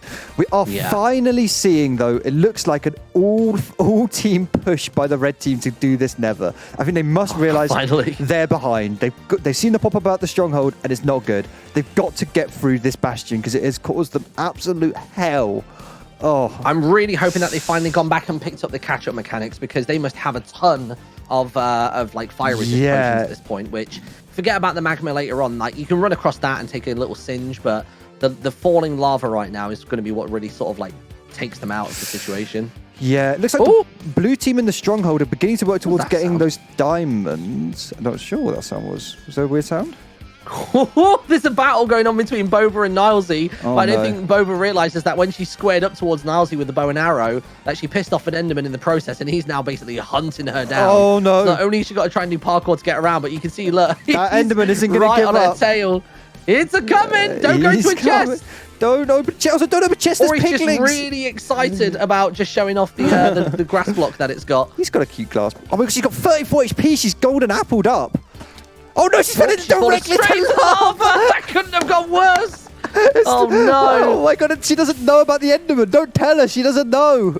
I think she's playing pure like hold off right now. She's just barely missing that target block. Where is she near that time? Yeah, she did. What's that going to be? An explosion? Explosion incoming. Looks like rip that little cute nether tree. I don't think there's anything in there. Maybe it's not. Oh, Oh, no, there it we is. go. There Nearly it is. catching Osie. Is that Ravs? No, it's Ravs. That should have blown Ravs off the edge, in my opinion. Oh my god. I mean, red team, we've got to see some progress. Oh, it looks like we've got one player on the red team at the Crying Obsidian portal, and Duncan has opened it. There it is. Activated. Huge play. I mean, they're not that far behind now. This is great. This is really, really great. It looks like we've got blue team moving towards getting the diamond vault opened. It's like we've got Mousie exploring the second tower. I'd love to see Duncan quickly try and get down to this diamond vault. So crucial mechanic you can use, because we don't have boats or water buckets on this map. You can use cobwebs to MLG water down to the bottom of these towers if you're good at it. If you want to do the big drop, yeah. It's not easy, but it saves so much time, and I'd kind of like to see it from Duncan. There was the brand new snapshot that released the other day for Minecraft, and they've basically increased the world height limit to, I think, like 350 instead of 250. Oh my god. And the amount of people I saw on social media basically doing drops from the top of the tower down to bedrock level and Holy doing a shit. single water bucket at the bottom was just like... Because you feel like you're falling for ages. It's that kind of thing where if you've ever jumped off something really tall, you start falling and your body kind of adjusts to the gravity and the motion of it. Yeah. But then you keep going and then your body really fucking freaks out. Like I jumped off, what was it? We went on a holiday, we went caving. And I think I jumped off like a 45-foot rock into water. Holy And it's fuck. like that last half is terrifine because you feel like you're going to over-rotate. It was mad. That's fucking terrifying. I'm kind of scared of heights. I wouldn't do that, but I'm not going to lie. I'm maybe a bit of a pussy. Jesus. Red team, I want to see some people now come and join Martyn in this, Duncan in this stronghold. The stronghold has so many goodies. They're kind of having just an awful time in this Nether area. Let's just get a respawn, get a teleport to the stronghold, and let's just start making some more progress towards something. I can't really tell what Boba's up to. Like, I don't know if Boba's been tasked with just basically harassing the red team to stop them from working through their second stretch, or if she's just sort of like chilling, doing her thing. Yeah, she might also just be doing like some infrastructure checks, making sure they've got some nice paths built through the Nether. It's useful to do. It's difficult to fly back through the Nether with the Elytra as well, so you always have to come back through this Nether. It looks like Joe died on his little descent into King Squishy's domain, and I hope I'll see him respawn at the stronghold, because otherwise he's going to be spending a lot of time running back around. How are we doing in the stronghold, actually? I don't know. Let's have a quick look. I'll probably move over towards what Duncan, I reckon. Yeah. Duncan's over here. So it's looking like Duncan's dealing with some TNT on the top for some reason. Oh Not my 100% god, sure what's going on there. He's got a million spider ants. Oh my god, Duncan, don't blow up these blocks. Every single one of these blocks is fucking silverfish. Stop! I don't think he's realised. Stop! Everything in these towers is silverfish, Duncan. Don't blow up. Oh my god. Look at the progression from the blue team, though. Headed straight down. Jeez. Yep, we got two players absolutely soaring through. We got Rythian that is like halfway down, and then right the way at the very bottom, we can see Pedguin's just about to start breaking a bunch of diamonds and netherite. Like, that could really reinforce their stuff. He needs to be careful. I don't think he's realised that there's spawners in that room with him, though. That's the issue. And there's a Vindicator spawner in behind the vault door, and Vindicators are brutal. They're basically the equivalent of Piglin Brutes. They have an axe, they break your shield, and yeah, they're very sad. Also, look at the poor Simon head in the corner. I know. There's just heads of Yogscast members everywhere. It's hilarious. Man. It's really cute. But we have also got other blue members. Looks like they're making their way towards the third tower, and they're going to be going for the Ender Pearls. What the hell is this cursed old peculiar face over here? Where? What's that? Which one? It's in the opposite corner to the Simon one in the room Pedguin's in right now. Where is that supposed to be old peculiar? But yeah, like that's old peculiar. A blurbed version? Yeah. One. It's Blevenized old peculiar. Jesus. It looks like Rythian's about to break through the door to go into the Vindicator, I think. Oh, and I think be they don't think to careful. actually break it open. I'm not sure. Maybe they don't Vindicator know. has spawned, so I guess maybe either the Chompers will come through or we'll start to see the little friends. Now, when we were designing this map, we were tempted to put an Iron Golem in here, an aggressive Iron Golem defending the vault. But we decided that was a little bit too mean. So that might have to be a later update. Vindicators, though, really strong, really strong. And someone falls out the world, rip. Rip, rip, rip. Yeah, there's been those false, there's all those false cobweb drops in the bottom of this room. So we also have, Martyn, I'm going to let you in a little secret. Over at the Witch's Tower, we have some illusionary blocks. Some blocks that look like they're real, but you can't actually walk on them. This is going to be a crucial bit of the game, because I reckon it's going to tilt everyone. They're not going to realize what's going on. They think it's lag. Oh my god, they're going to go mad. But we are seeing a tree lore strat. Right at the top of this tree is some tree lore. Very important lore. I don't know what they're quite doing on this tree. I guess they're just having fun. They're enjoying it. Has Rythian gone for this vault yet? Duncan's squaring up against somebody, though. I think Duncan's noticed all of the tower situation. I think he's learned that all of these blocks now actually are silverfish, and I think he's basically trying to generate as many mobs over in that area as possible. But I think where there's nobody on the blue team quite within range, I don't know whether all those silverfish will actually stay. That's a good point. I guess it's not 100 blocks over to the other lane, so maybe they will stay. Oh, Rythian was killed by the Vindicator. That just as we I missed that one, expected. just as we tabbed out. That's fine. I mean, hey, we knew it was going to happen. Vindicators are absolutely brutal. I wonder if that's going to put him off getting the rest of those diamonds. You don't get a lot of diamonds without going into the main vault room, so he probably still needs to go in there. But Vindicators are brutal, and now he's opened it. The Vindicators are wandering around at the bottom. It's not good. It's not good. How are we doing in the Nether, though? In the Nether. Yeah, let's head back. Yeah, I'm worried that we haven't looked there. It looks like there. Boba's pulled out of there now. I'm guessing Joe is probably still knocking around in there. Yeah, Joe's basically taking the left lane at the moment, going right around the edge. He seems to actually have not had too many problems on this layer, like the pure magma layer. Yeah. It looks as though he's about to get the little drop over. This is look at this parkour. Look at him go. Parkour king. So this is it. This is the entrance into the red wall. He needs to start mining vertically. There's wither skeletons. He's going to have to be really careful. Hopefully he realizes this by looking across to the other side of the map. It's the classic race for the woolism. You always got to look at their side of the map as a guide for where you need to go.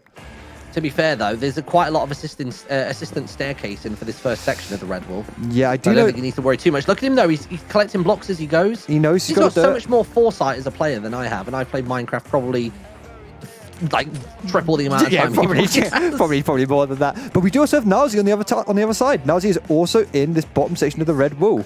It's amazing how it can feel like one team's accelerating far beyond the other, and then all of a sudden they are literally neck and neck, unless you die to a wither skeleton like Nilesy just did. See you later, dude. I wonder what we're going to see Breeh and who's this? Osie do. I think we're going to see them come down for King Squishy. Do we have anyone doing King Squishy? Oh, we do. For the red team right at the back. Right at the back. Ravs is beginning to fight these Blaze. Oh my god. This is one of the worst bits of the map. I wonder, are we going to see a Ravs tilt? If anybody's going to make Ravs tilt, it's going to be doing this. I don't know. Ravs can be surprisingly chill. I think that's the reason he's on the Dagcraft server, is he's got that kind of like more chill demeanor. That's how he relaxes. I know this win does mean a lot to him. He wants to beat Pedguin. He wants to be the first one to break that lose streak. Oh, of course, yeah, because whenever they play together, they just fucking fail. They always lose, so he's got to be the one to get the W.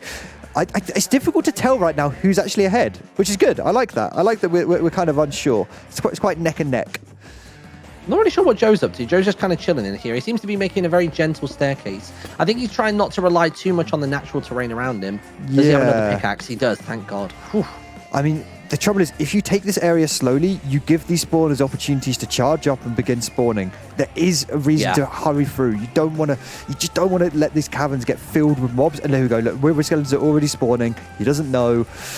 Oh, tell you what, Joe is on it straight away. Joe has recognized straight away that there were just a bunch of lava blocks around here, like all the lava sources. Like he's already filled in, I think, 2. And they're not as like crazy laid out as I thought. Like they're all quite reactionary. He's leaving enough distance between where he's breaking and where he's descending. He's not just sort of going 1-2 jump up into that gap, 1-2 jump up. He's actually like going for it, like 3 or 4 blocks ahead of him to give himself time to react. Yeah, he's doing it cleverly. And also, we've got to remember that this technically isn't the Nether, so we don't have the fast-moving lava that they introduced in 1.16. So this lava does move slowly. Oh, we okay? It's fine. Yeah, sorry. It was Joe was doing a nerd poll for a small section, but he hadn't realised that he'd opened up a lava source as he began the nerd poll. So he very, very nearly got taken out. Here comes the wither skeletons. Oh, be careful, Joe. As long as he deals with these spawners immediately, he'll be fine. I think I would just ignore the mobs initially, although send them straight off the edge. Why not? Brutalized it. Jesus. Well played. Well played. Is Joe the best player of Minecraft in the Yogscast? I mean, I am the his performance so far. I am world record holder, hardcore Minecraft speedrunner, Martyn, but that's fine. I guess I'm a jingle champion. So you are a jingle champion. I think Joe's certainly the best player in this team, 100%. And Joe is really good at games. He's a talented young man. I'm worried that he might just carry the entire blue team. I think it might be a big problem for the red team. Like, I mean, look, we've got 2 players on the red team, and Joe's still further ahead. We've got the break in 2 minutes time, so let's make sure we've caught up where everybody is. I want to just quickly check in on the stronghold, guys. Looks like Rythian's given up at getting the diamonds, or maybe he's gotten enough. Who have we got down here? We've got Pedguin making progress towards the enchanting room. we've also got Boba making progress towards the yellow wool. I hope they realize they're going to need some fire resistance potions. I don't know if you've taken a look at this new yellow wool, Martyn, in the stronghold. No, whereabouts is this? It's in the stronghold. It's the new yellow wool. It's basically the worst thing ever. You have to build vertically into silverfish cobwebs and then through lava. I mean, it is a nightmare. Boba's not waiting though. Boba is like accelerating. She's gappling. Oh no, probably breading up. There we go. Yeah, I mean, try and get a little bit of that restoration. Oh, here we go. We're on break. Let's turn the difficulty to peaceful. Everyone stop. Everyone stop moving. Stop moving. There we go. All right, we'll have a little break. Oh my God, really close. You know what? It's really, really close still, which is good because I thought we were going to see the blue team super accelerate farther ahead, but I think it's been a really good game thus far. How do you feel, Martyn? I think the Desert Stronghold held the blue team back for a little bit too long, but then I think that acceleration by Joe through that, by going up that right-hand lane, just basically managed to pull it back for them. And I think Breeh for the red team has been absolutely smashing it. I think Joe's probably carrying for the blue team, and Breeh seems to be storming ahead for the red team, just to try and keep that sort of like, you know, that first head through the finish line for this horse race. It's a bit intense. Sending forward your best player is really, really impactful in these games. It's, you know, it can open up new areas. It can bring your other teammates forward with teleporters. So maybe making sure you utilize your best players in the best positions is really, really impactful. But apparently Pedguin's still going. I'm gonna have a quick look. That's going to be a ban. Pedguin. That's going to be an instant ban. I'm on it. I can see him, the young bleb. Oh, he stopped now. Okay. I think he was basically wanting to get himself into a safe position so we didn't That's die. Fair enough. That's fair enough. We're on peaceful, so no one should die when they're AFK. All right, we will have a quick 5-10 minute break. Let the guys maybe strategize a little bit, recuperate, figure out what they need to be doing. And yeah, I guess we'll catch you guys then. Peace. See you in the mo.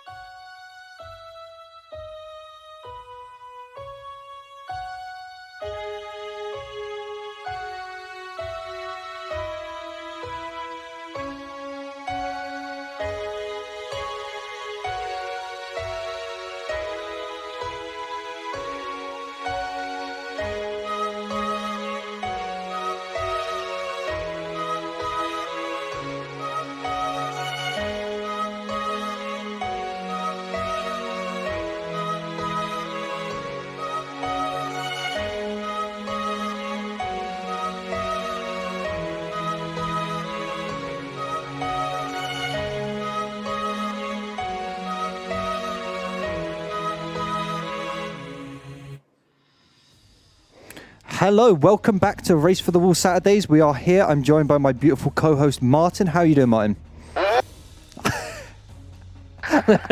Welcome back, everybody. I'm good. I'm all right. I've just maimed myself on the door, rushing back into the room. I know. I can't believe you've injured yourself on the door. I'm very confused. Yeah, I somehow closed the door on my own finger and basically pushed the skin at the bottom of my nail bed of my index finger, just like way further than it's ever been in my entire life. I'm seeing more of my nail than I ever have. It's kind of fascinating, but also really bloody painful. Yeah, I hope you're okay. I'm kind of concerned that our commentators somehow gotten injured during this, but please look after yourself and be careful. Last week my pride, this week it's my body. Like, Race for the Wall is a serious sport, man. It's a fucking blood sport, Jesus. So we are joined back here in the second half of Race for the Wall. How are you feeling going into the second half? Who are you backing? What would you like to see more of? Give me your thoughts. Man, okay, so I think I'm potentially going to be back in the blue team. I think they have got more of a harmony across their team, and they have a bit more forward thinking as well. I think they seem to be pushing through really, really nicely. Like with the likes of Joe grabbing a bunch of iron, that's made a massive difference rather than running around with leather. For sure. I think as well, we're finding that they're running into each of the sections with like 3 people as opposed to 1 or 2. And initially you think like, oh, well, it seems as though those other 2 people are going to carry, and actually the blue are wasting their resources. But overall, blue then seem to start accelerating ahead of red. And I think we're probably going to see a continuation of that trend going all the way through to the finish of the map. So if I had to guess at the moment, I'm probably going to go with the blue team. I'm potentially going to take it because I think there's only so much that Breeh can do whilst Ravs and Nilesy are sort of like, you know, dancing around in the back area. I agree. I think I'd like to see more delegation from the red team, though. I'd like to see more figuring out of exactly who's going where, and all of. I feel like we need a bit more structure, which I think we're slowly getting now. We've got some, 2 of them going for the red wall. We've got Duncan, it looks like, going down to kill King Squishy. I feel like it's really important. They're at a moment where they have 4 major objectives. You need to get the red wall, the yellow wall, the blaze powder, and the end pearls, and you probably need to do all 4 of those objectives maybe at the same time. So I'd like to see some organization on both of the teams. And yeah, otherwise I've been really impressed. I wouldn't mind seeing from either side as well. I wouldn't mind seeing some harassment of the enemy team when they're trying to return the wall, particularly if one of the teams gets the red wall and decides not to take out King Squishy. That's going to be a real moment to like basically capitalize on that, to basically dunk them into the lava, because where it's not magma blocks, then that's going to really make them struggle. So that could literally be the chokehold that stops one team from winning this thing today over the other. All right, well, let's do it. Let's activate it. I'm going to turn up the difficulty again, back to normal. Let's do it. Go. We're back in. We're back in. They didn't. The admins. I thought the admins had a command, but they don't have the command, so it's all good. I'm interested quickly in this Nether. Joe is up here at these blaze, and they're already spawning and already giving him hell. And we've got Nilesy and I think Ravs down here. No, Nilesy and Breeh working towards this red wall. No one on the blue team, Martyn, is going for this blaze powder, and it is one of the hardest bits of the entire game. I think they're forgetting that they need that in order to actually get through to the end. Like, they're all focusing on the stronghold, but maybe they're making a priority on gear, run back and get the blaze powder like it's no big thing, and then they can then just basically bolster through straight into the end section. If they are doing that, it's a really good play. I just don't trust they are. No, I don't think they are either. Oh dear, oh my god, and we've got Pedguin. Pedguin is slowly slipping through cobwebs into the void. You love to see it. See you later, Pedguin. Bye-bye. I mean, this potion room is crucial. It gives you a load of fire resistance potions, and it's really useful. It's how you want to use those fire resistance potions, because obviously if you die using them, it's gone. You only get a couple chances. I think Joe needs to be really careful right now because he's got 2 players that are chasing him up currently. He's got sights on the red wall block holder at the moment. I think he's realized that he does have a ton of blazes to deal with. He's trying to nerd pole up, but he's about to get hit numerous times. But he is going to try and jump into the central tower. Oh god, if they shoot him though, that entire tower is going to explode. It's all That's rigged. what I was thinking of, yeah. It's all I think rigged they're to so go. far down though that they've got no kind of line of sight on that. Even if they could see it from the height they're at right now, I'm not sure arrows would reach that far. So I think actually Joe's safe other than the blazers. And to be fair, he's breaking those target blocks. He might have just now noticed them on the opposite side. Yeah, he might be dismantling the explosives now, which is really good. It's something to also think about is he's going to be accessing the red wall container first. This will activate the catch-up mechanic for the other team, and that catch-up mechanic contains a lot of fire resistance potions. So I don't know. He's going to have to be careful. He could give the other team actually a huge advantage with that. He's just figured out. That's the thing, right? It's the question of like, yeah. do you just harass the other team to delay them as long as physically possible, then grab the wall yourself? basically just to ensure that your team gets the mechanic, because some of the stuff is applicable later on, like those shears and also the swords as well. They all work better later on. It looks like Boba just went down to the Vex as well, which I'm assuming the Vex is from the Vindicator all the way over at the end of the section. Yeah. And there it is. There's Red Joe Wall. accessing the red wall. I wonder, because we did see some of the blue team. Yeah, here we go. We got, I think Mousie and Boba are working on getting these ender pearls. We're going to see Brandon. Now, Brandon is an invoker who is riding a blaze. He's an interesting fellow. Let me just turn off clouds real quick. There we go. I'm going to follow Boba and Pedguin as they go towards this on them. Yeah, well, Mousie's already actually up there in the Wizard Tower on the blue side. I don't know if she's aware that Brandon is here. I don't know if they've killed Brandon yet. Oh, there's the Bleb Apprentice as well, who's a sneaky little magician.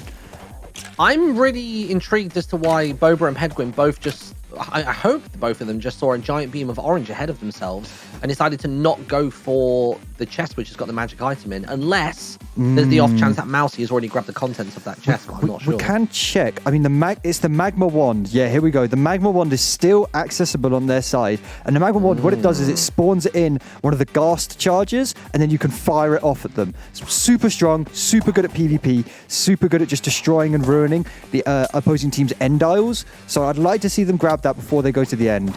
I think it can make a really, really big difference. God, Mousie's just having the worst time in this tower. Well, it seems as though that she doesn't actually know about critical hits from like jumping and swinging on the way down. Yeah, and that does make a huge like difference. Those critical hits are going to make a world of difference. Like that's literally like probably 2 less hits for every 5 that she needs to do. Like it's going to be night and day. And I mean, she really isn't even at the hard bit of this tower yet. She's just fighting the witches at the bottom, which if she hasn't killed the spawner, this is all in vain because it's all just going to respawn. And just this very second, Osie and Duncan have actually just broken through into the room that is right directly beneath the yellow wool.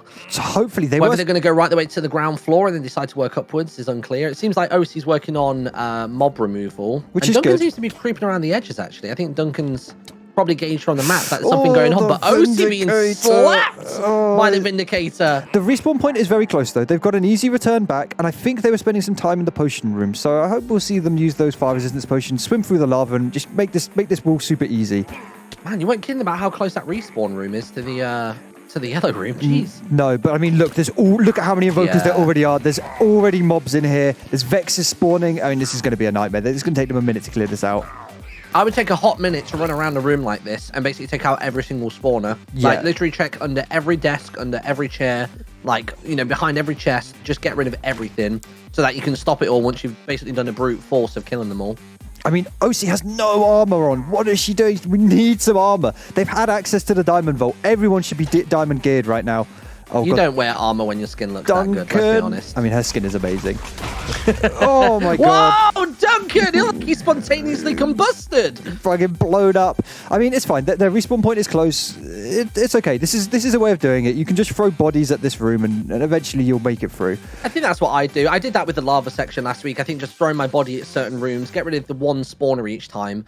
Like, it has a nice snowball effect for getting through each of those sections. Yeah, I think it's certainly the strategy. It looks like we've also got Pedguin and Boba, working their way towards this respawn room. Looks like Pedguin's accessed it now. And I think they're just leaving Mousie to deal with this awful, awful wizard's tower, which is just filled with horrible shit. Yeah. I'm interested in what's going on in the Nether, though. Are we seeing Joe escape now? I think Joe has escaped. I think Joe's made it out of... Yeah, I think Joe might be working his way back now. He's currently sat on top of the diamonds. He's got Rythian there for some assistance as well. I think what it is they're ensuring they've got 2 people. So if one person suddenly dies, the other one can place a couple of blocks. Yeah, it's certainly... And basically start tracking this back. Certainly a good way of doing it. We have got Duncan, who's just... Oh, sorry, Ravs, who's just making good progress on this blaze powder.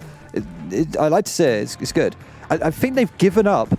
Oh, what they might have realized is if they can do the blaze powder first, turn all the lava to magma, that makes getting through to the red wall so easy. You don't have to worry about any of the lava pockets. You don't have to worry about mining at all.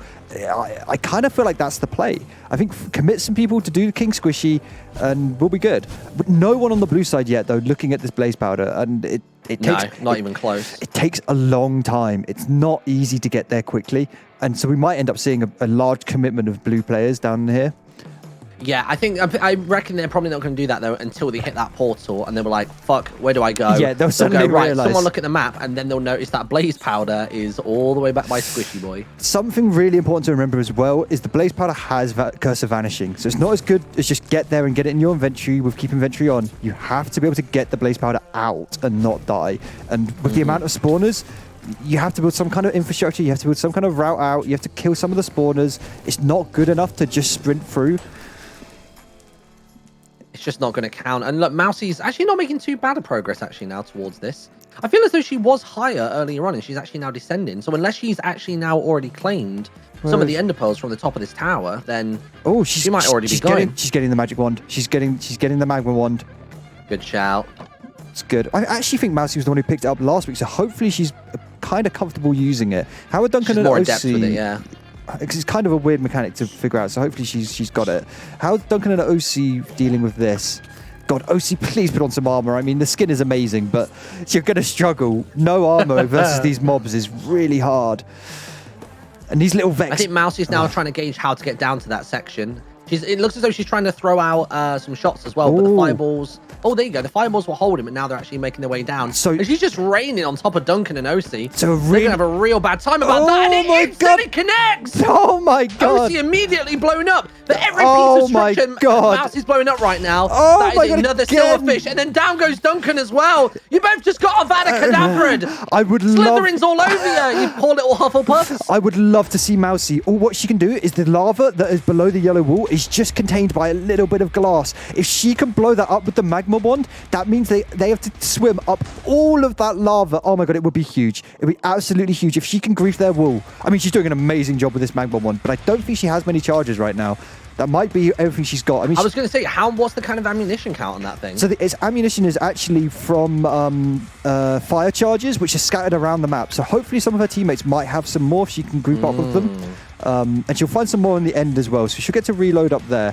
But I mean, she's great usage of it there to delay and annoy Mousie and Osie and Duncan. Even if that just did as much as tilt them a little bit. And look, that seems to have revealed some shulkers as well. So that's just going to make their lives even more difficult in there. This room is awful now. This room is really awful for Osie and Duncan. Theirs is still super clean as well. And the trouble is... look at that. Someone's already starting to make her way up. I didn't realise. Here we go. Is this Boba? Pedguin's already making a vertical ascent up and towards the lava. Now, hopefully he has a fire resistance potion. Otherwise, this is going to be a nightmare for him. Let's see. What's the strat here if you don't? Is this strat you get rid of glass, you place a block? Yeah, break the block, place the block, and just rinse, repeat? The trouble is, if you look from the outside, there's a slight lip to the bedrock, so it's not quite as simple as just placing a block because you can't quite reach. So the strat we've discovered, if you don't have fire resistance potions, is to try and use ladders because you both can place a block and then also go inside the block, but it's very difficult. I think that's him. I think that's him chugging a fire resistance potion. Here we go. Here we go, Pedguin.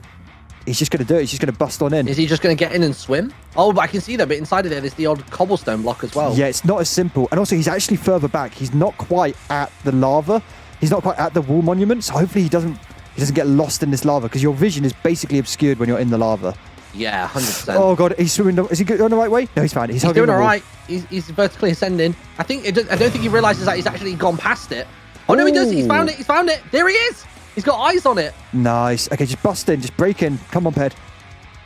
I think he's trying to figure out how to break in. He's noticing the glass as well as the yellow concrete. Oh, there we go. Red wool collected. Both red wool. So red wool collected by the... I think it was returned by the blue team and just collected by the red team just there. So that's good. There we go. Yellow's clocked in as well.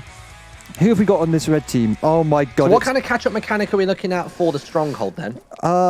Let's take a look back. I think it's slow fall potions, which are very, very relevant in the end. So yeah, the red team have access to the yellow catch-up mechanic, which is some life boggies, which are the life totems, some really, really strong bows, really good for PvP. They've got Flame, Infinity, Power 5, Punch, and they've got 4 slow fall potions, which are crucial. If they can use this catch-up mechanic really, really well, in this end aisles, getting around with slow fall potions is suddenly a breeze. So I'd love to see them go back and get Especially if they don't have any Elytra to hand when they first get into that section as well. It looks as though Pedguin's really having some problems actually breaking into the yellow wool area. I don't know if he's worried about leaking the lava into that section or if he's just straight up wanting to grab it at the edge. Look, but it's just out of his reach. What is he doing? And you've got fire resistance. Don't waste this time. Just go, go, go. I would just be breaking blocks. Doesn't matter if lava flows down. Let's just go. Here we That's go. a long trek Here we back go. for him, though, isn't it? Here we go. He's coming into the room now. Oh, looking over to the other side as well, it looks as though Duncan's beginning to make his attempt, but for every block he's breaking, every stone brick, he's just spawning more and more, and there goes his helmet. He's down to 8 HP. He's got about 5 or 6 of them all bundled around him. Osie's coming in to help, but it's not really making too much of a difference because of the sheer quantities of them.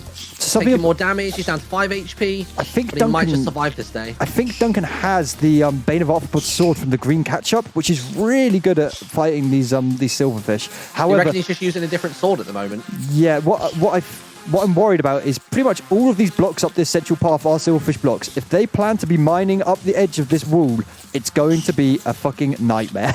Yeah. They are going to have and that's an before they awful even time. have to deal with the lava. I mean, I'm certain they have fire resistance potions. So, Pedguin, is he all right? Pedguin in a really bad spot. He just fell all the way from the top up there, down into the cobwebs. He's got Boba supporting It kind him. of worked as a fail-safe, but there were just so many illagers there. I didn't think he was going to survive that situation. I mean, he has a long walk home. This is a long way to go with this yellow wall all the way back to spawn.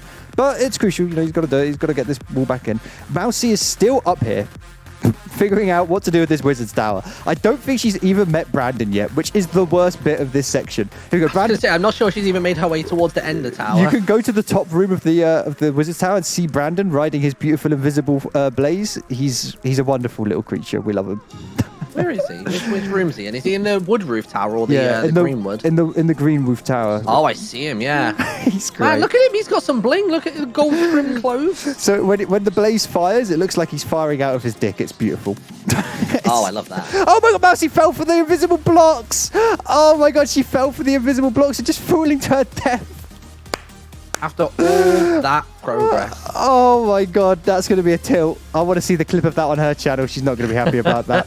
Remember, guys, if you want to watch live, all the players are streaming their perspectives, so you can go listen to the team rage, the team chat, all the good times. I'm excited to see some of the clips from this. I think it's going to be really funny. Because we obviously, from our perspective, we don't get angry when this stuff happens, but they could be absolutely fuming. I imagine they are. Pedguin's partly using the shulker hits right now in order to ascend up this area a little bit quicker. Yeah, it's really worth using these shulkers. We're finally seeing, though, in the Nether, 2 players from the blue team begin to tackle this blaze powder, which I like to see it, because it's hard. But, oh my god, the red team are nearly there. The red team, oh my god, Martyn, come on over. The red team are nearly at King Squishy.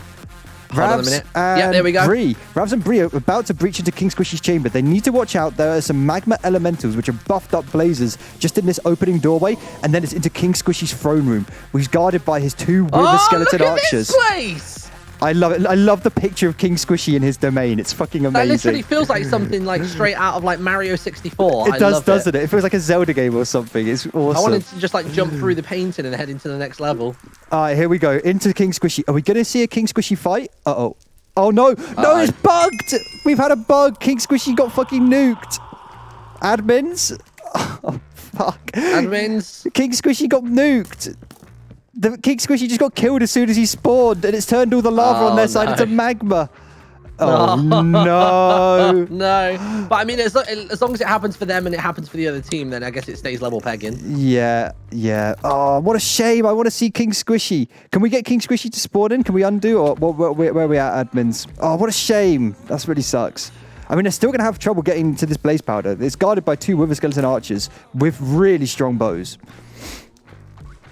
How much health have they got, though? Because they were sort of having a back and forth with them, but nothing seemed to really occur.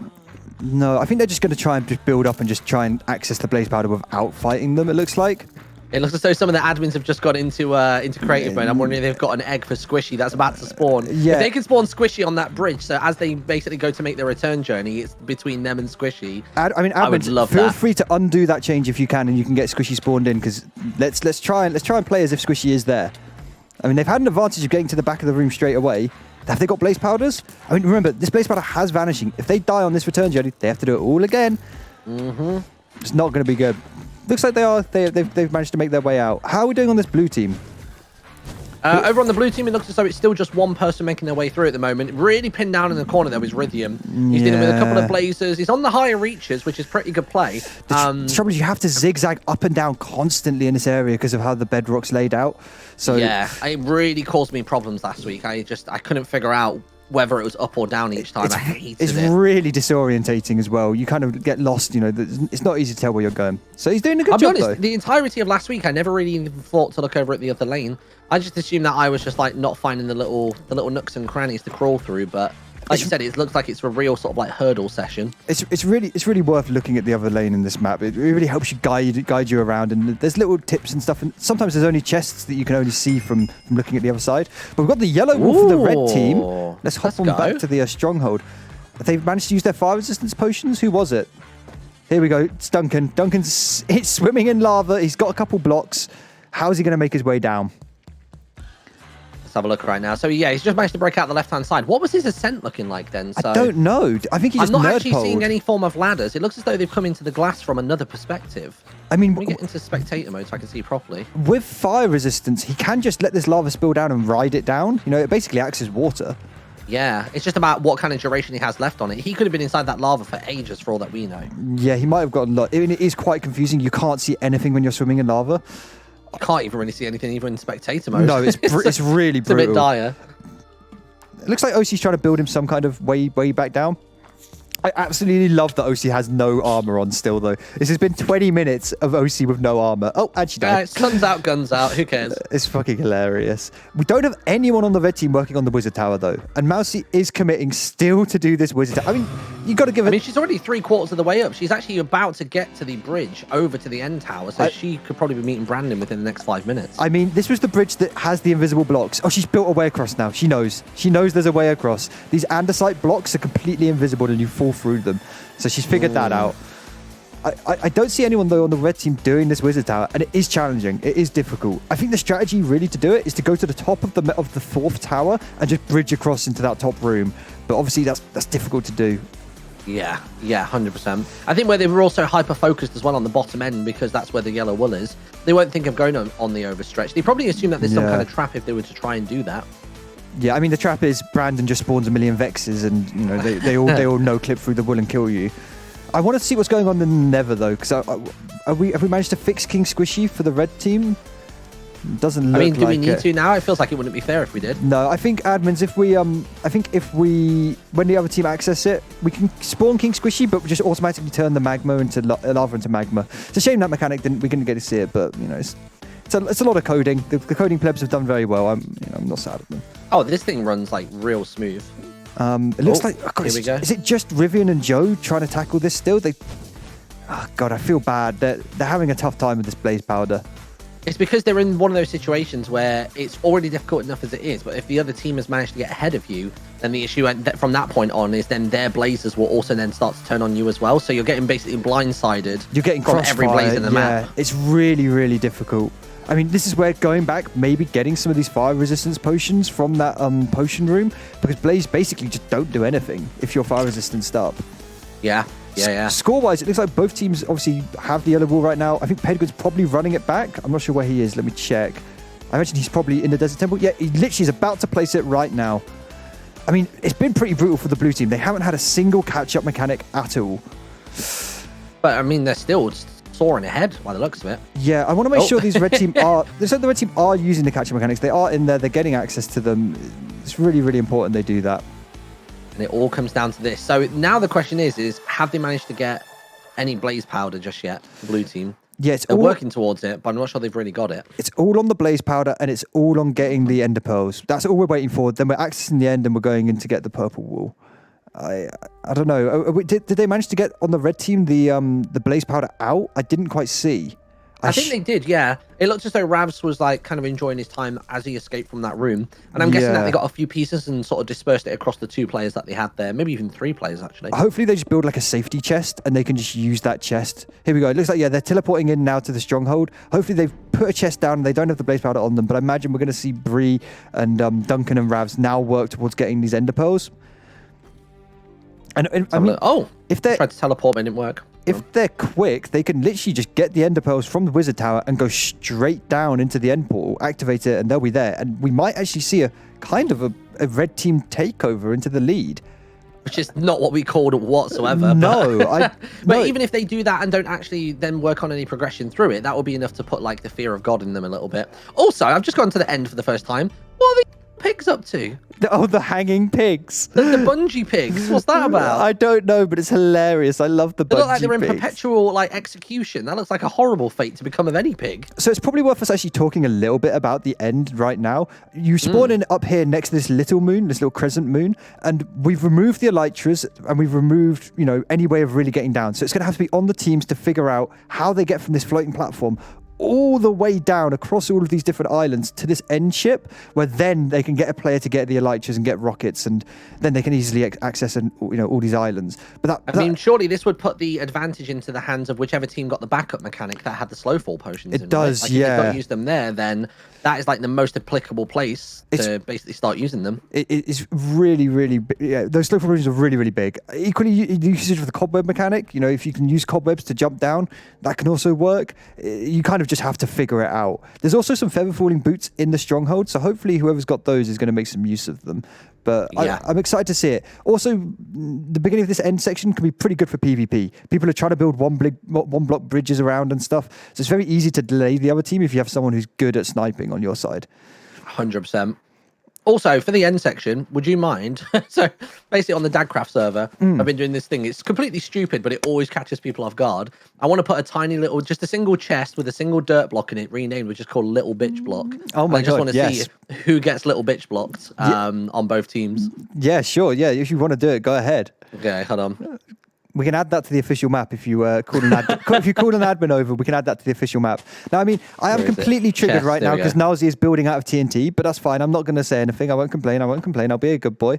But honestly, this red team, the fact that they've got this blaze powder, it's freed up so many members that they can now commit 3 people to get these ender pearls.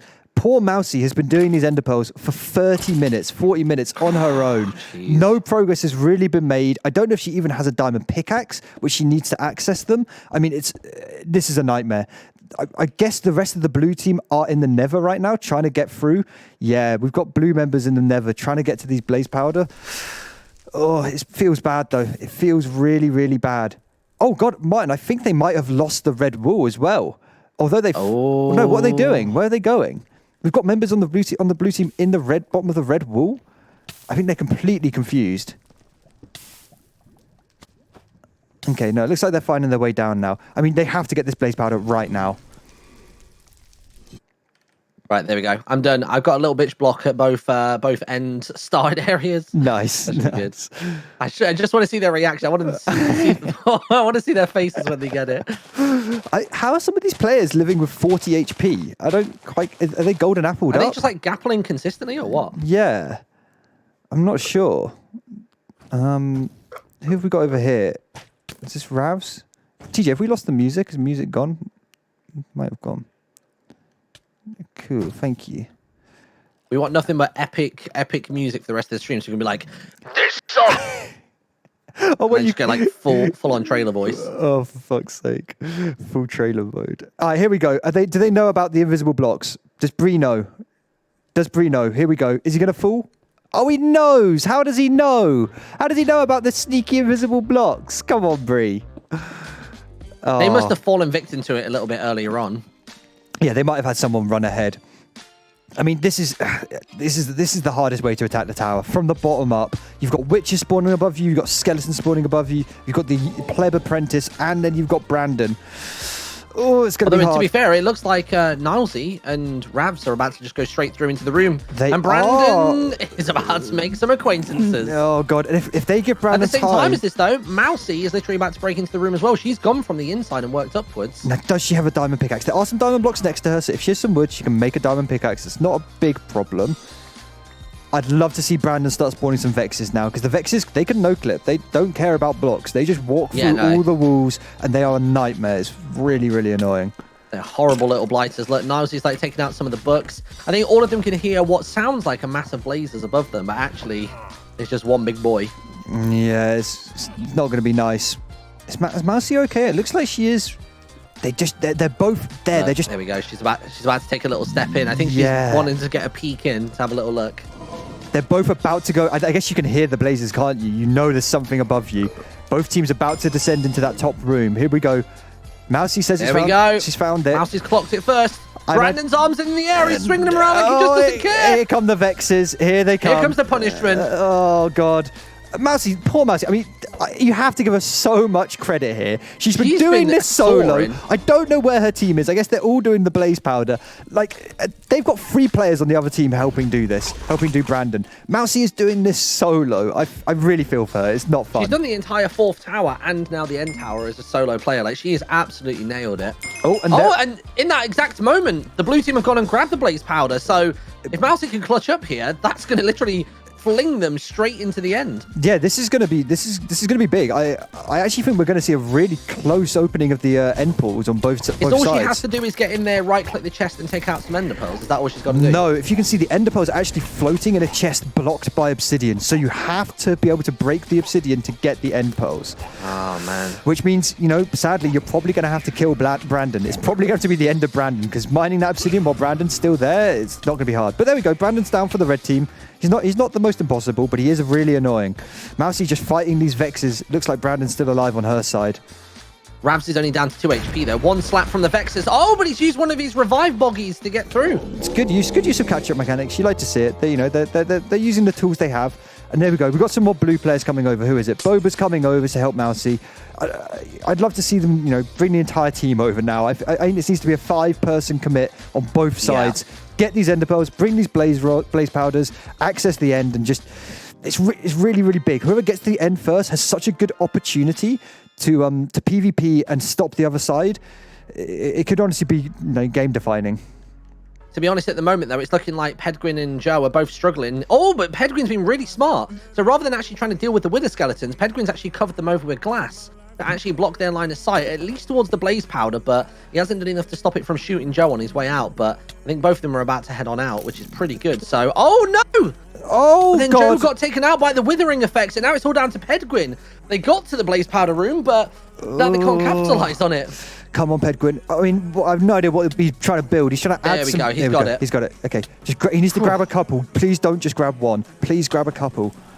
Now remember, these have Curse of Vanishing. He has to make his entire way back out of Squishy's domain. Fortunately now, all of the lava has turned to magma, so it still hurts him, but it's not nearly as bad as it being lava. Oh, it's such a small little singe though. You can get across a lot of it. Like, not even with a gap, or even if you just have regular restoration, you have a pretty good shout with it. Yeah, he's knocking back those golden carrots as well, which are going to do a little bit of good for him. Yeah, golden carrots, super saturation healing food, so that's really, really strong. You need to just make sure... If you were the blue team right now, would you send Joe back to help Pedguin with bridging to get out of the nether, or would you send Joe straight to the wizard tower? Honestly, I think Pedguin's a pretty apt Minecraft player. I'd say everyone, apart from Pedguin, make your way to the wizard tower and let's just get Pedguin back to the stronghold, get some blaze powder in a chest, get it safe, and let's start focusing on getting these ender pearls, because I don't know. I mean, I think they might have even actually accessed it on the blue team, though. How's Mousie doing?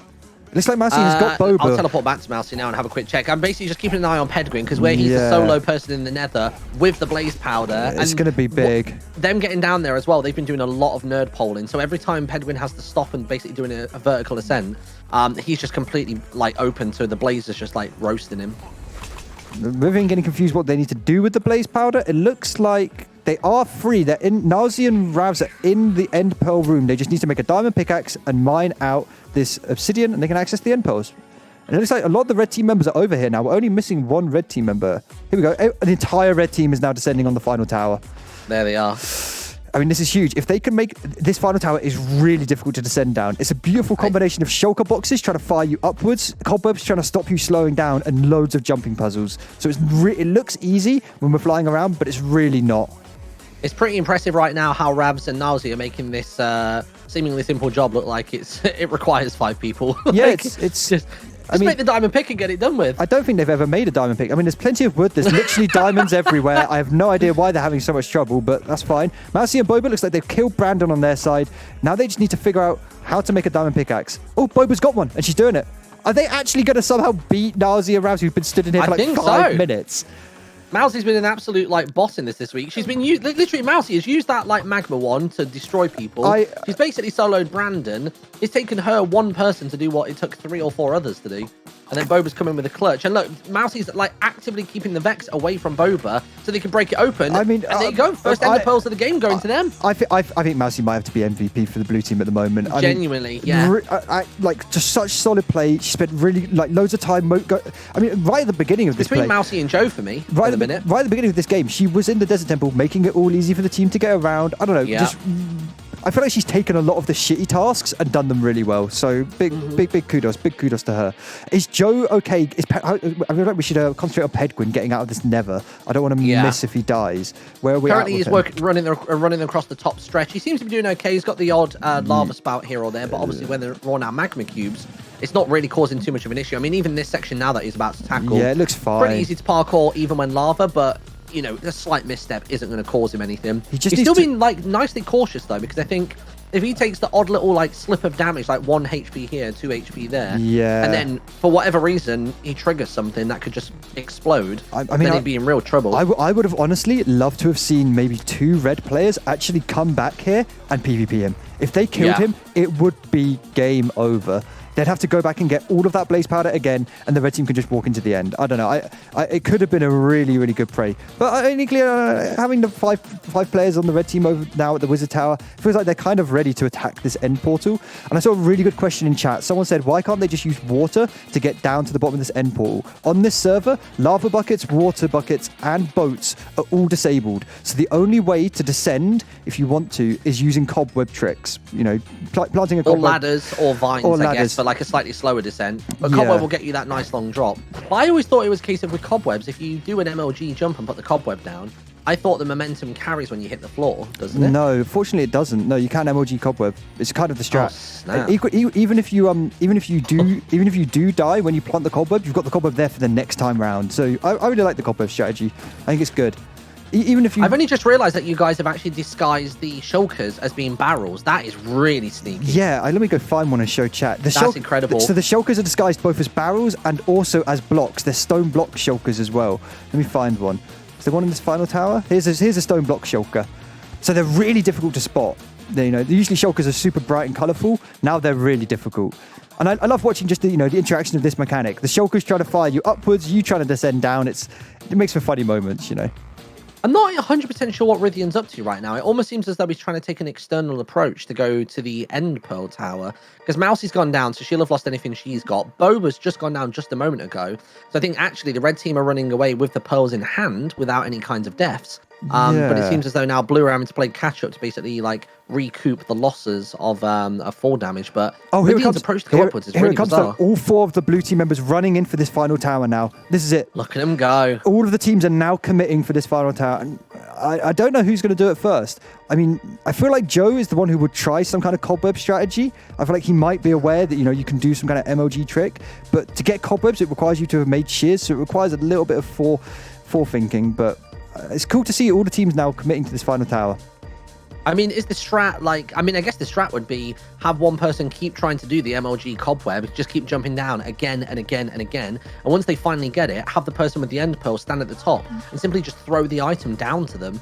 So then that way they don't have to worry about dying with it in their inventory and then basically losing it because of vanishing. You just get someone down there eventually and then the rest is history. What I'm really interested in is how many ender pearls and blaze powders do they have? How many times do they get to try this?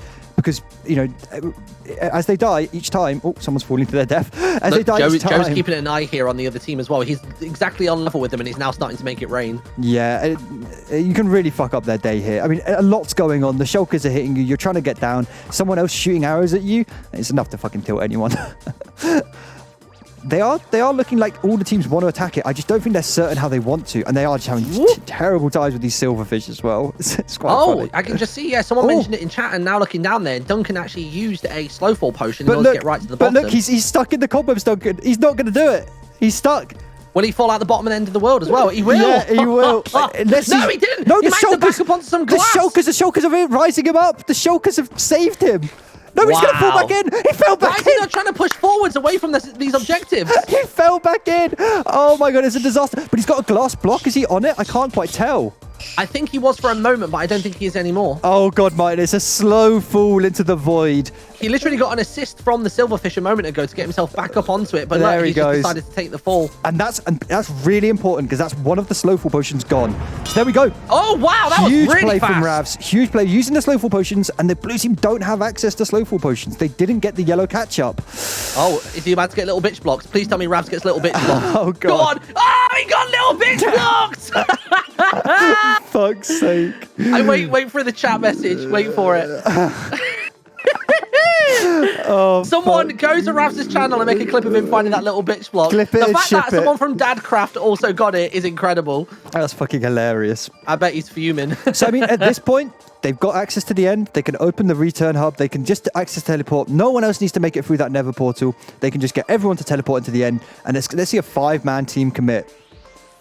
This is 5 people all going for one wool. Like, there's no other requirements or there's no other specifications here. It's literally get the wool and get back. It's a bit of a treacherous journey, but with those slow fall potions, they'll have an advantage getting down to the elytra if they can figure out where they are. The trouble is, if you die with that slow fall potion, they only have 4 chances to use it, and they've already, I think they already popped 3 when they went through, so they can't have long. They're only 4 minutes long.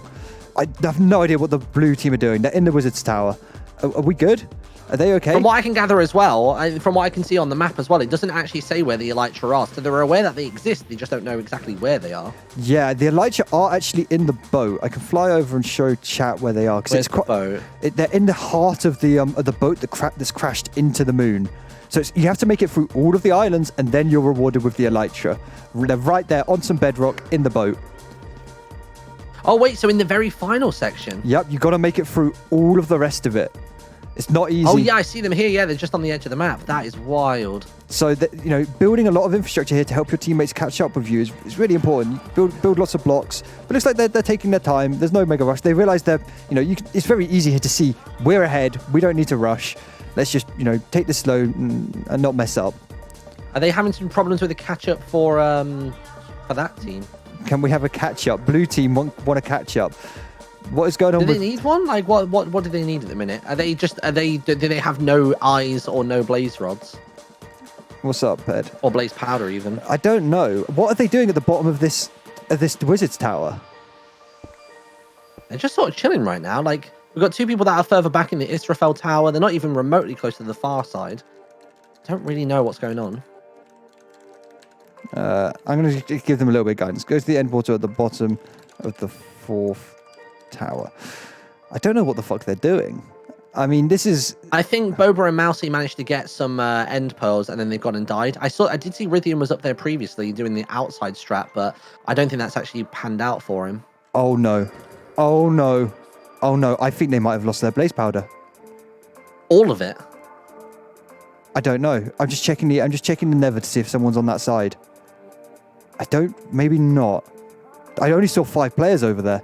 And if they've lost their blaze powder, that might be just GG. What are they doing? They're like hanging out. They've made like a little crafting table area. I'll tell you what, I'll go in and have a chat with them and find out. No, they have an enderite. I can see in this chest. They have an enderite. Go! You fucking babegs, go! Run! Where's the enderite? In the 2nd tower above Israfel's head, they have a chest and they have an ender pearl and an enderite. I have no idea what they're doing. They just need to go. They need to get to the end portal. I think what it is they need some people to work on actually like making a safe route down to the bottom. I'm just gonna. Do we go in there and have a quick chat with them and see what they're saying? One sec. At the bottom of the 4th tower. I mean, should we just move in and have a quick chat? Let's go have a quick chin mic with them. Yeah. Yeah. Can we move in, TJ? Yeah, pitch chat, please. Recording 4, yeah. Yeah. Let's see what these guys are doing. Hello. Are you guys all right? Are you guys okay? I just want to make sure you're not lost. Are you all right? What's happening? Can we have a catch-up mechanic? You guys have got an enderite, right? Like I think in that chest you've got one. Yeah, we just need to go place it in the portal. You've just got to get down to the bottom of Tower 4. That's all it is. I don't think there's much catch-up required. Yeah, it's we're just taking our a time. descent. Okay, that's cool. I just want to make sure We're just bad at the game. No, okay? I just want to make sure you weren't lost. We're sorry. One thing we were saying earlier on, because I just want to see if someone can do it. If one person can get to the bottom of that tower, by using a cobweb MLG drop. Yeah, so that's basically, what we were just about to do. Yeah, try falling cobweb on the last spot. and then have the other one lob it this off. whole time? Pardon, sorry? What, sorry? Have you been because you're helping us. That's illegal. No, I'm helping you because you keep Sorry, guys... wait. You guys Ask for a catch-up mechanic and then deny the help. Take us out, TJ. Take us out. Take us out, TJ. Excalibur. I'm going to go back to Flaming Blue Team. Go back to Flaming Blue Team. Completely ungrateful. Ungrateful pieces of shit. I'm Pedguin. I want help. Gives help. I don't want help. It's unacceptable. It's actually unacceptable, man. I will not stand My for 11-month-year-old daughter's less confusing than you, Ped. I am all Team Red now. Go Team Red. Let's go. They're at the end portal boat. They're going to get the Elytras. Let's go. I mean, I'm all Team Red. I've always have been, mine. I don't know what anyone's talking about. It's bizarre, isn't it? Like, I never said that blue were going to be ahead and because Joe was pushing really well or anything. I never said that. Oh, my God. I mean... You know what, Joe, I did talk about? I spoke about Joe Mama. That's what I spoke about. Got him! You misheard me before. Got him! Looks like looks like they've got access to the Elytra. I hope they're going to bring back some Elytra for their team who are still coming across the end aisles because you can make their journey really easy. But I mean, this is it. This is the full team commit. The blue team have to get into the end right now. They need to stop them. I don't know what they're doing. The blue team are back up in the tower. They have an Ender Eye. Literally just keep MLG cobwebbing down to the bottom of that tower. Die again and again and again if you have to. I mean, why? As soon as one person lands it, throw the eye down there to have them cash it in. What it's as simple as that. What are they doing in this Wizard's Tower? You have 2 players in a Wizard Tower. What are they doing? Are they getting more pearls? I think they're thinking that. I want to go back. Oh and my tell God! them. Wait, did they only bring? Wait! Check their chests. Did they only bring 1 blaze powder? Let me see. I think Pedguin... Wait, did Pedguin only bring 1 blaze powder? No! That's all their stuff in the entire world. They only have 1... They only have 1 ender pearl. They only have 1 end... Oh my God, that's it. They have to... That's why they're being so cautious about this whole thing. But I mean, that makes even less sense as to why anybody's in the Ender Tower because you don't have the blaze powder to put with it. Oh, maybe... I think we've disabled using end pearls as transportation methods, so it's not like they can use them for that.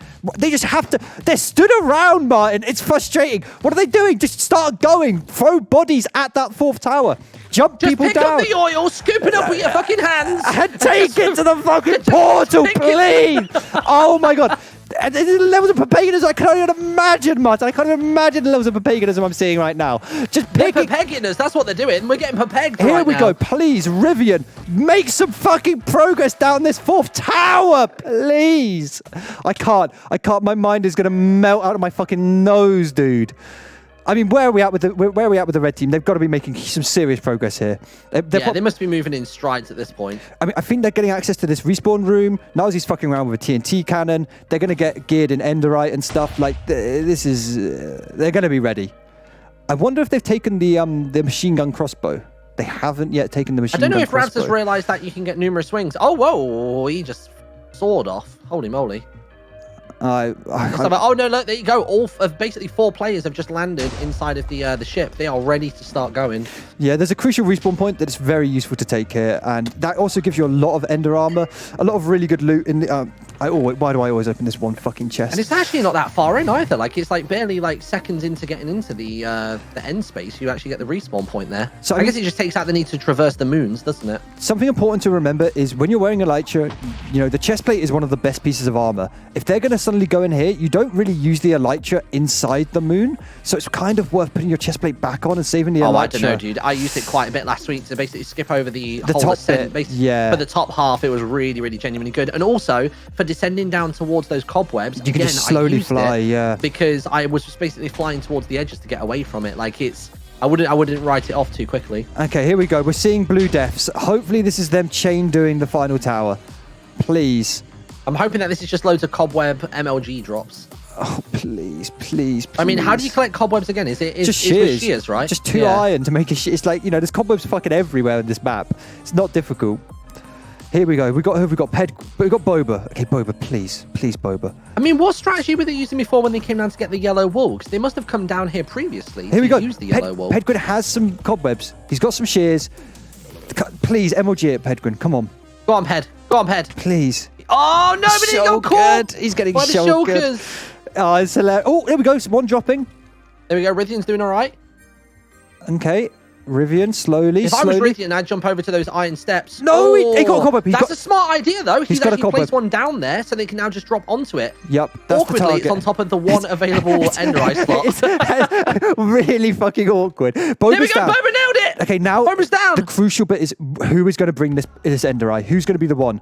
If I was Boba, I would be trying to place down any and all cobwebs that I've got right now, if I had any. She might potentially not have any. Joe's down. Joe's good. Here it is. Joe's placing down more. Good job. Good job. Yeah, Joe and Mousie are like killing it this week. I want to see who takes this Ender Eye. Who's going to... It's still in this chest, Martyn. No one has the Ender Eye. I think they're trying to ensure that there's a real clean landing spot before they do it. 'Cause I think they know that if they lose this Ender Eye, then it's legitimately game over. There's no chance to catch up. They should just be covering all of this lava up as well, so you can just throw it down. Interesting. Joe's just jumped off the edge. I'm wondering if Joe's volunteered to be the drop boy. Boba's having a slow fall to her death. Always good to watch. You love to see like it. That. There we go. You can see the life drain out of those holes. Of the bodies that get squidged through. Those holes are so heartbreaking. You fall in them and reverse birth. And you Horrible. just know that you're gonna die. Let's take a quick look at how we're doing on the red team, because they're probably going to be geared. Yeah, it looks like they're fully geared now. No one's actually started on the moon. I mean, they're giving them a lot of time. Oh no, we got one person on the moon. Here we go. Breeh's busting his way in.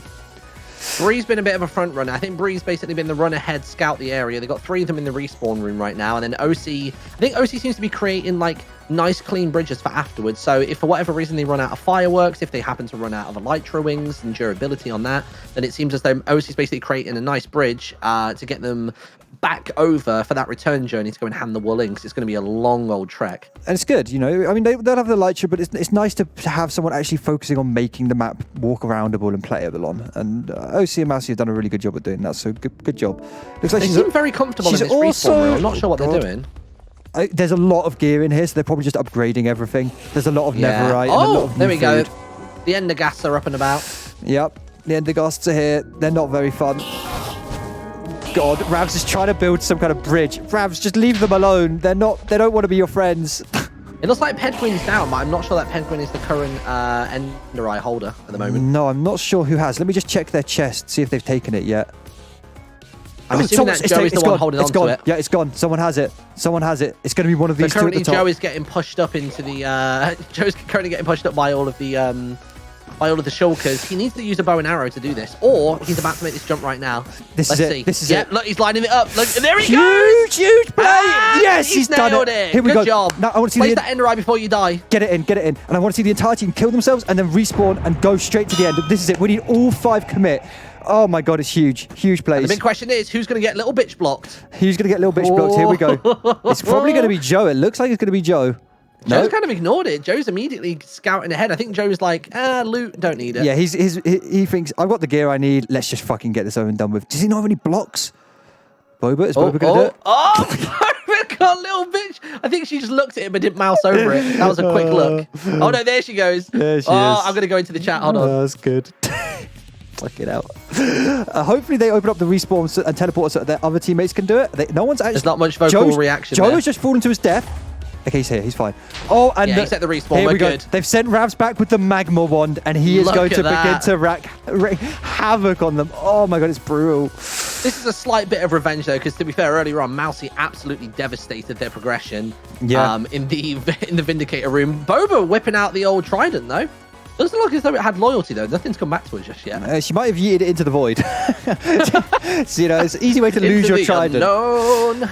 I mean, I think we're going to have to see some PvP from the blue team to stop this wall return. In order to stop this, yeah. They're basically going to have to try and, like, blockade them from getting back from the moon and start making their way up these other The red team are having a real hellish time with this invisible spider room, though. These are cave spiders, which are completely invisible apart from their red eyes. It is a horrible room. Horrible room. And it looks like Breeh and, who's that? God, this monster's really dark. Who is that? Duncan. Breeh and Duncan are trying to get their way through it. Looks like they're only committing 2 members of their team, though, and maybe the rest are going to come and play defense, try and slow down this blue team on their way down the end aisles. I mean, they might as well, right? Like, they can stall for time. We've only got, what, like about 20, 25 minutes, something like that? True. So if they can stall for time, as long as they're... I mean, to be fair, it's the same wall count, so actually, technically, it would be a draw, wouldn't it? It would technically be a draw. Yeah, that is true. I mean, it is... So, I think if they can harass... I think if the blue team could harass the red team enough before they could cash the wool in, then I guess that would technically be a draw. The trouble I guess they'd have an extra check on the board. You have to think that the red team are going to have elytras, and that makes getting this wall back really, really easy. So what maybe they'd have to do is maybe go to the Nether, go to places where it's hard to fly around with the elytras and try and stop them there. Because currently as it stands, you don't have a chance in hell of shooting someone flying with an elytra on the blue side. On the red side, From what I can see Breeh doing as well, I think Breeh had the exact same thought as me last week, which was basically that the trident would actually give you like the when you throw it and you actually glide through the water. Yeah, I think he was hoping that was what he had, but it just didn't work. Hopefully he's aware of the mechanic that if you go above the magma cubes, then you get a bit of oxygen. Yeah, it looks like no, he's breaking the magma. There we go. He's got rid of his only his oxygen source. Looks like Breeh and Duncan. They're pretty close. Like they've got to deal with the Guardians of the Moon, which are wither skeletons with fishies on their heads. But aside from that, it's kind of just this final little water segment, and they're there. Look at Breeh. You got to get past Barney first, and then try and figure out the way up vertically. That vertical climb for me was a real struggle last week. But Breeh's taking some time. I just saw him looking across at the other side to try and figure out where they're meant to be going, which is really good. It's good to always do that in Race with the Wall maps. Look across and don't get lost. How are the blue team doing, though? Are they managing to begin the cross? They're okay. They're about 50% way through the the Moon Island descent. I don't think they've noticed the diamond blocks on the tower above them, even though they've got a bridge that is basically level with it. They're now trying to figure out the descent down to where they currently are. Ooh, nice. Nice MLG. I saw Pedguin just do a little MLG drop. You might as well leave that cobweb there for them to utilize. If he can get down and just start, I feel like at this point, you just grab the respawn and you just start trying to do the moon. You just don't even try and bring your team elytra. You just need to start trying to make progress on the moon. Yeah, here we 100%. Oh, Duncan tried to go for an MLG drop down towards the Starburst crossbow, but it's not going to do much for them. Oh, God, and here come the ghasts as well. I'll be honest, I don't even think I would know how I would tackle the descent on this without cobwebs. It's super, super challenging. You have to either have... You can go and enchant some feather falling boots as well. That could work. That'd be good. Reduce the damage on the way down. And there are quite a lot of little islands, that you can take some slower routes around. But yeah, it's quite difficult. It's not easy. Duncan and Breeh are getting really close, though. Yeah, but the problem is they're starting to dig towards the bedrock. I think they're starting to understand that they're reaching the lip of it. All it takes is a quick peek across to the other side, and they can see that they're going the wrong way. That rotation is there, yeah. This is the flip back. This is another bit of the confusing section of the moon. There we go. I think Duncan's actually just taken a glance a moment ago. I think he's noticed that it's a bit of a left and right jobby. Yeah. Somehow there are still Vex just like flying around here. There are quite a few Vex spawners in the walls here, and the Vex because they no clip, it makes it an absolute nightmare in this section. Look at that, Duncan's just nerd poled straight up, but basically Breeh is following up with the ladders, which is going to make that inward and outward journey really easy. And Duncan is about to go straight in, collect that purple wool, and that is going to put them ahead, which means that they've only got 25 minutes, the blue team, to basically grab a wool and try and play some deterrents. So something we haven't discussed, which is really relevant, is this will, when the red team access that purple wool, this will unlock the catch-up mechanic for the blue team. The purple wool catch-up mechanic, which is really, really strong. What is it? So we've got scuba gear, which is some helmets with Aquafinity and Depth Strider, so it's perfect for that final bit. Some shears, got enchanted golden apples, really strong tridents, and dragon arrows, which when fired, they make a little patch of dragon breath, which also slows and blinds you. Nice. So if you want a PvP, those dragon arrows are basically what you need. That sounds incredible. The only problem that Duncan and Breeh have got right now, though, is to deal with the Guardians. But it looks as though they're basically doing a tank and spank situation. Like, Bree's basically getting the attention of all of those Guardians. Duncan's already got a few and is starting to escape. And then Breeh will just basically follow up with whatever he can. I think it's basically down to the blue team to basically mess with the red team now. But with the speed that they're going to have with those Elytra wings to get across the moons... Oh, it's going to take seconds. I think this is, they've sealed the deal on this one. I'd really love to see them collect a bit more of the purple wool and do a lot of safety along the way. Just drop a purple wool every 5 blocks. There's no reason to make this harder than it needs to be. I think Mousie is literally steps away from actually locating the Elytra wings. Yeah, she's nearly She just doesn't realise that the chests are beneath her, though. Hopefully she looks across to the other side and realises where the respawn checkpoint is. Look at that trail of TNT. I don't even know how you would enact that, but it's a TNT cannon. I understand. I think it might be a broken cannon. Yeah. Yeah. Where are Duncan and Breeh at? Yeah, Duncan's soaring ahead. God, they know. They've had the pop up on their screen. They're aware that the red team have the purple wool. They've built. It's like the blue team have got. They've got some good infrastructure. They should be able to get everyone down to this boat, but it's just. do they know which one Duncan is? Can they kill Duncan? I don't know. That's the thing. I don't think they'll be aware. I mean, Duncan really shouldn't be holding the wool in his hand. I think he's doing that almost as like a safety taunt, thing. So yeah. if he suddenly gets attacked, he can place immediately. But like that's going to signify to the other team exactly who is who. Yeah, they can aim for him. Looks like more magma wand usage to try and blow up the opposing team's boat from the blue team. Yeah, I can see that. I probably would be saving those charges. It feels like those are going to be... Oh my god, look! Oh have you my seen this? Have you seen God. that? Basically, it looked like Joe was using a trident to basically shoot across to the other team. Whoa, hold on a minute! What the Someone fuck from is the red going on? team, almost like they were about to go into the other team's respawn room. Stay in your lane, guys. Remember that. This is Race for the Wool, not a fucking adventure map. Jesus. But look at that, they've blown a hole in each side of each team's respawn room, so they could basically just spawn They can camp spawn them. camp. I mean, this is dangerous, actually, yeah. I mean, Nilesy and Duncan and Breeh aren't out safe yet with this wall. They still have to make it through the spider room. But here we go. So it's like Elytra being used to fly through the spider room. Have we got anyone on the blue team beginning to make their way? Is that Mousie?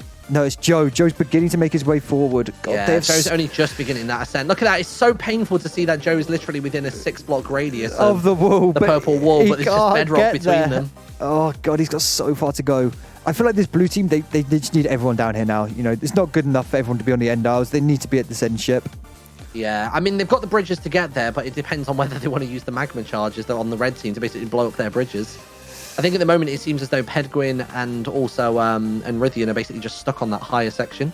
I think Pedguin's playing defense though. If you look, he's eyeballing, he's eagle-eyeing for Duncan to come out. Because honestly, this is before the Never. This is your last good opportunity to try and get them. And when they're in this ship, and it looks like the red team have sent some people forward. Maybe they're trying to help them get out, and also maybe they'll be sharing the purple wool around, so everyone is carrying some. Gives you more. You have to kill more players. It makes it more difficult to know who the main carrier is. I don't know if Breeh and Duncan got that much of the purple wool, but I think they got a fair amount.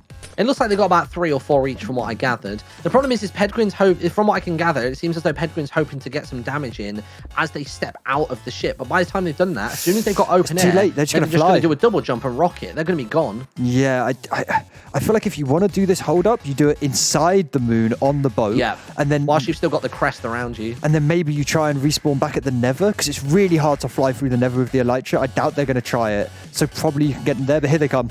Here they come. We're going to try and see some PvP. Oh, God. Do they even know? They're too busy mining. They're going to walk out. This is your chance. Wait, Duncan just died, slayed by cave spiders. Oh, my God. But I don't think it matters. I think Breeh's here. Breeh's here with wool. Is it in his hand? He doesn't have the Elytra. Breeh has to pick up Elytra. He hasn't got Elytra on.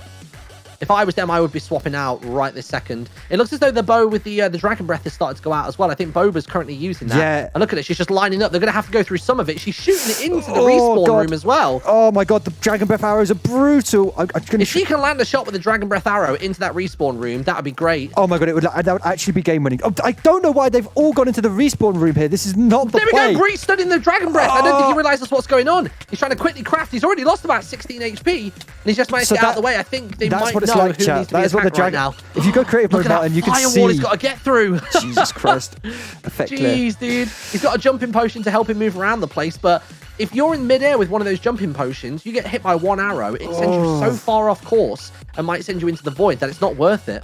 Oh, Breeh's chestplate has Curse of Binding. He can't be the wall runner. He won't be able to put on Elytra. That's hilarious. Oh, man. Look at that. They're starting to ladder up. Let's see what they can do. They've got the blue team has to hold them here. They have to. It's going to be a disaster if they get through. Blue team have stopped all progression for now. I think only Joe is potentially the only one going for it. I don't see any other blue players further back in the end area. I mean, we've got they've got 2 layers to go. We've got Joe in the spider room. All you need is one player to get through and get the purple ball. You don't need a team effort. So I kind of think this is fine. I think this is the risk they have to take. Just one player goes in, the rest of the team just run defense. See, Ravs is outside. He's just gone ahead and used his Elytra. He's off. I'm assuming he has one of the many blue wool. Yeah, purple wool, yeah. I think they must have shared it around. I don't know where he is, though. I've lost track of him. He's right back at the portal. He's coming in to land, to go to the portal to the stronghold. There he is. I don't know if they know. I don't know if they've realised. He spawned a few phantoms above him, but I don't think he notices what's going on. No, Pedguin's clocked him.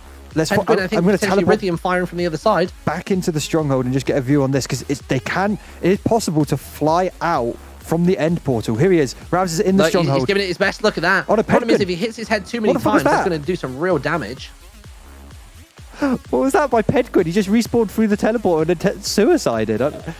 No idea what's going on. I think he's basically trying to do any reverse running he can. And Ravs very nearly dying. Ravs went down to 4 hearts.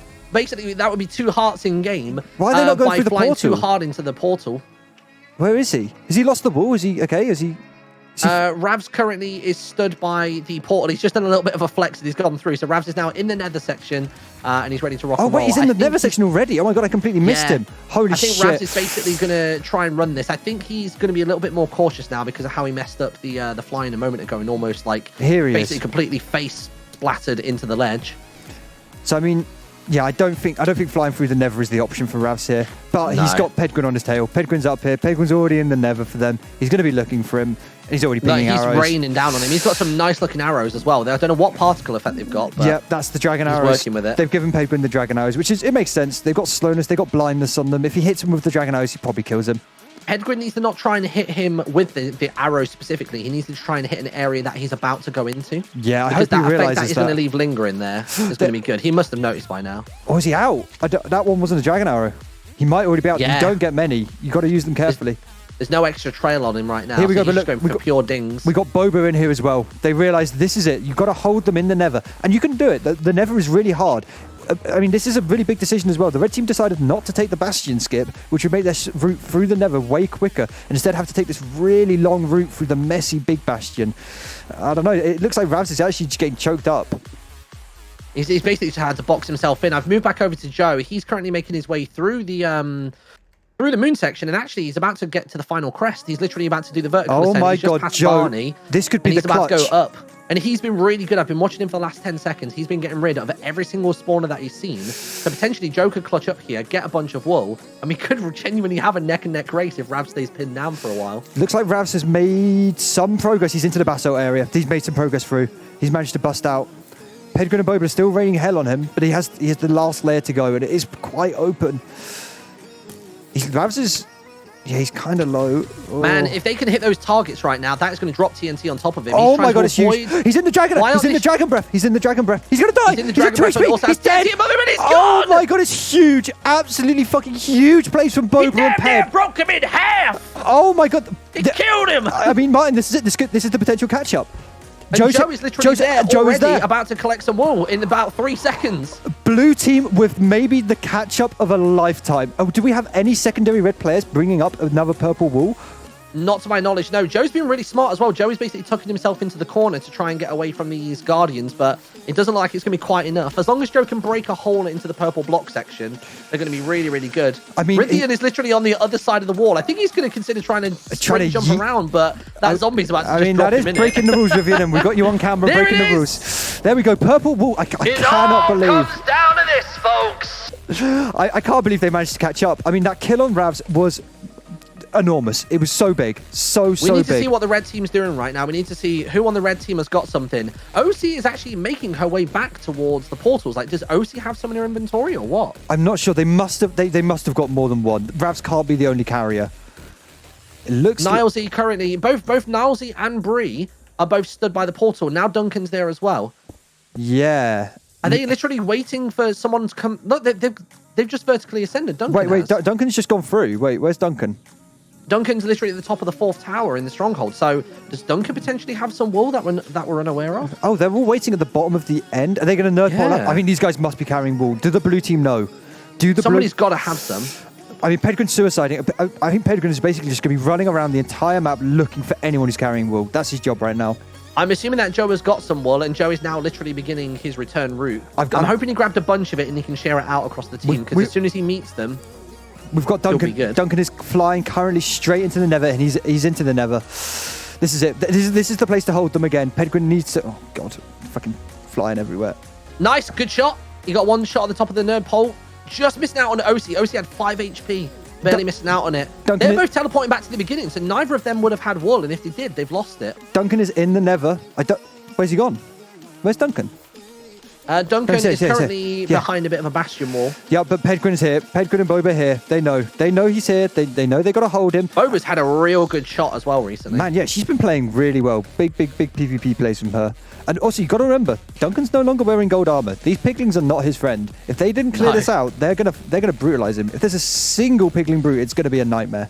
It doesn't seem as though Duncan's waiting for his HP to recover either. I think he's just panicking so much about moving forwards that he'd rather do it with less health, making more troubles for himself, than actually just going for it. Equally, and again, look, this is the problem. Pedguin is notorious for nerd polling, which means that Duncan is now basically just pinned down. He's got to basically just do a single ascent if he wants to go up quickly, unless he can find some ladders for him. And I mean, do you really want to be popping a rocket on an Elytra here? This is a nightmare to fly through. You're going to go so quick. The blaze arrows! Oh my god, the blaze arrows are coming into play. Oh my god, that is so good. Here we go. And he's gone. He's doing it. He's going straight up. Wow. What a play. He's taking another bit of respite. If we can see some more blaze arrows. Oh my god, right on top more of him. Blaze arrows have come out as well. He's down to 10 HP. He's going to have to fly. He's going to have to fly. This is definitely going to be a wipeout. I can feel it. 10 HP is only 5 hearts in game. He has not got much going on. He's blocking more blaze arrows as well. They're bringing everything they have. Oh, and they've got him trapped in there. Oh my god, it's huge. Absolutely incredible use of the dragon arrows. Oh my god. Bottling them up in the corner with the blazers, dropping it down on the fire breath, and then just letting them roast in the corner. Deep fried Duncan, everybody. Get a taste. Now, while that was happening, Joe did die to a Vex. I don't know if he's placed any safety catch-up rules. He must have. He must realize he can't risk it.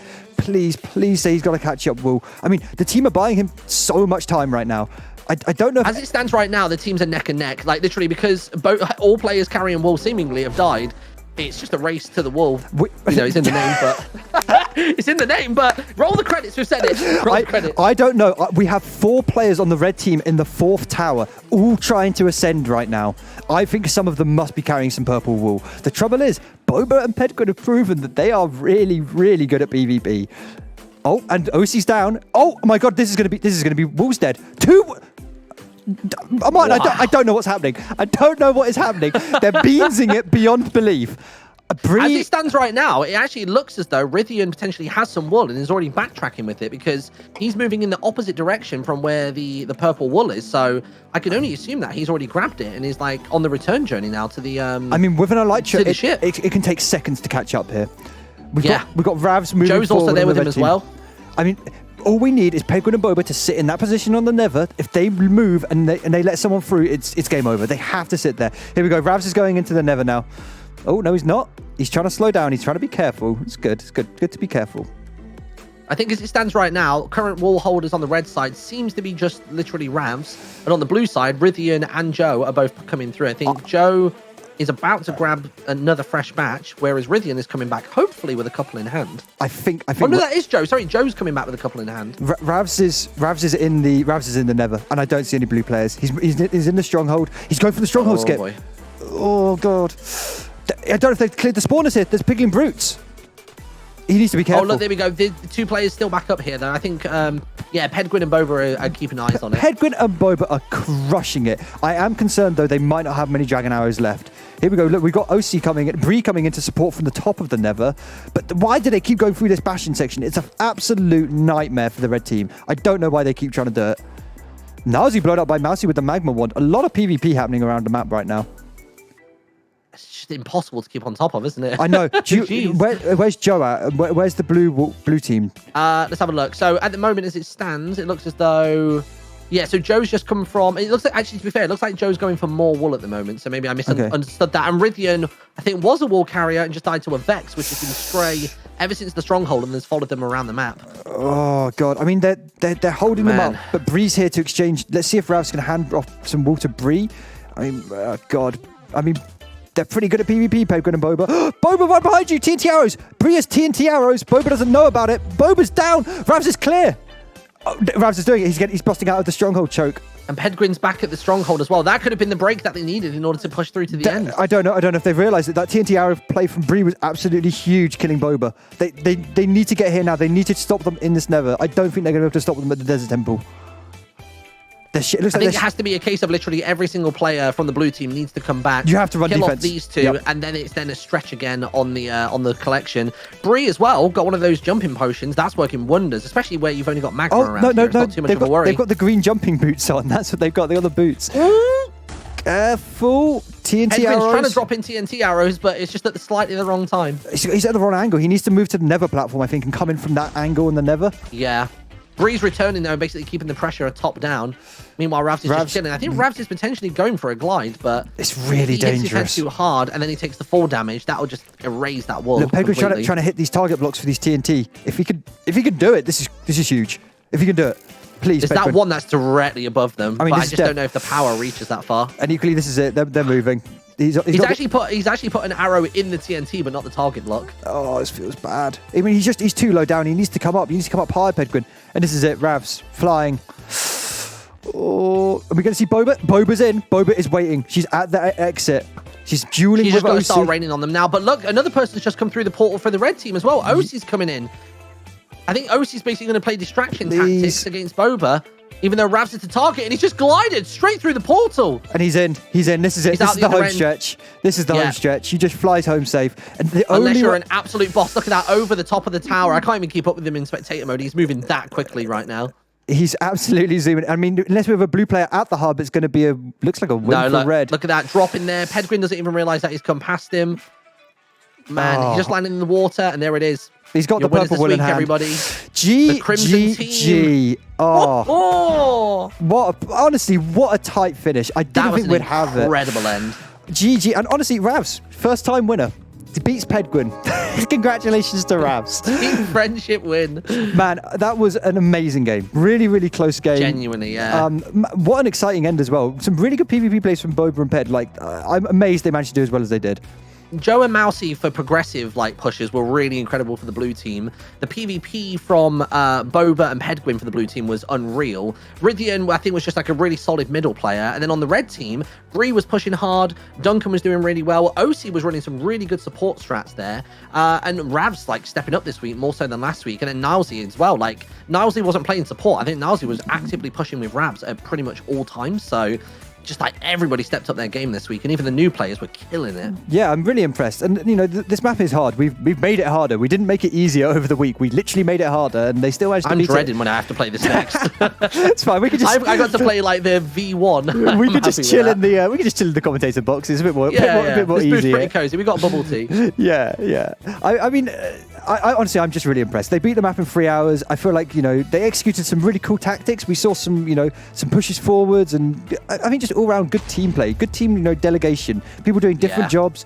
I still am astounded. Mousie's commitment to getting those ender pearls, that 40-minute ender pearl push. That changed it though. I think really, if really she cool. hadn't have done that and they were starting fresh on an ender pearl push, I just don't think they would have kept up pace as they did. I mean, I cannot believe that Pedguin only took 1 blaze powder. I can't believe it. What the hell? I mean, that nearly threw it for the team. Should we quickly jump in and have a chat with our winners? Are they all merged? I can't see Discord. Can we have a chat with the winners, TJ, real quick? Let's do it. Yeah. Hello. Man, congratulations. That finish was unreal. Literally neck and neck. It was people carrying wool, people getting killed, resets, everything. It was insane. Man, but how those dragon arrows was they were devastating. chasing us down. Yeah, the dragon arrows were really strong, aren't they? Holy shit. Yeah. Man, you guys did... I had the wool in the nether ages ago and I just got melted by a dragon arrow instantly. It's they combined the blaze you ones expect to and die the so dragon fast, so you ones. didn't place the wall. Honestly, die. You guys did really well, though. You guys were behind for a lot of the beginning of the section of the game, and then you just managed to work forward and catch up. It was really well done. We really caught well it done. during the second half that blue were going to run away with it, but then you guys just... What it was, it seemed like the blue team had more harmony in the first, They took ages to get the first round. Ender pearl. Yes, so they did, what happened is they only got 1 blaze powder, so they only had 1 chance of getting the ender eye down to the tower. So they were being super slow and careful about it. And who did they give it to? Joe in the end. But what they ended up having to do was put in cobwebs around the end portal so people could jump from the top and basically land in them to ensure a safe traversal. We had a soulfall potion. We that's what Yeah, I just saw false potions that's there. way more efficient. Yeah, for you guys sure. got the slow fall from the yellow catch up, which just super easy mode pull down. I mean, That's the thing, we had all the catch-ups yeah. because we were so slow at the There was some start, slow fall everything. in the potion room as well. oh, was there one? Yeah. Oh, cool. I think so. Man, honestly, I'm really impressed. I feel like you guys played really well. Both teams played really well, so No, it's a we good did. job. We played incredibly. No, I don't know. Our team. I mean, yeah, I don't know about that. Yeah, you know, I mean, it's. I'm actually just going to jump in and make fun of them for a second. Duncan and Osie, how did you guys deal with Proud of my the team. just beneath the yellow wall when you started getting rained on by Mousie with that Oh magma my God. wand? Yeah. I would love to have heard comms we from were that. we were loving that because we were loving that because she was wasting the charges. I Yeah, guess That was so, but in the it height can't of the be. lag as well, so We like, were baiting her to like waste charges. Ah, Yeah, okay. slowly dug away Too up. bad. It wasn't too bad, was it? We coped. I It was just- sort of yeah. bedrock. Yeah, It was- everyone played really fucking well, and it was good Ravs, fucking it's your time. first Actually, ever my win as well. resistance. Yeah, Actually, first ever for fucking the win. yellow Thank wall? Fuck. Yeah. For the yellow wall, it wasn't that bad. Like you just use a fire Yeah, resistance it's- just swam through the Yeah. lava. Yeah, it's not meant to be that hard. It just forces you to go and get the potions. Yeah. The potions room. We did have a bit of a controversial moment where King Squishy just died. Yeah, I don't. We Hold did on, the little hold on. I'm joke. going to go make fun of Pedguin. It's really annoying. Every single time King Squishy has worked in all of our test games, so I don't know why it completely Yeah. didn't work. It's really annoying. So I mean, I think he just saw me and he was like, nope. at least he died and Right, sorry triggered about the that, guys. magma. So Also, you know who else died? Barreled or whatever his fucking name was. I But think. Brandon, I don't know if leave they ever killed Brandon him. alone. Brandon. Yeah. No, I killed Brandon. him. No. Yeah, I killed Oh, him. you killed Brandon. Okay, Yeah, I I thought killed him. Brandon just I used my fucking ketchup left. on Brandon. Yeah, Brandon. No, I killed him. Brandon's very weak. He drops gum. Yeah. I love the cat. Well, GG to our winners. Well done, Red Team. I hope you're proud. I hope you're happy. I'm hurt because Yeah. I took so much fucking slack from Boba earlier.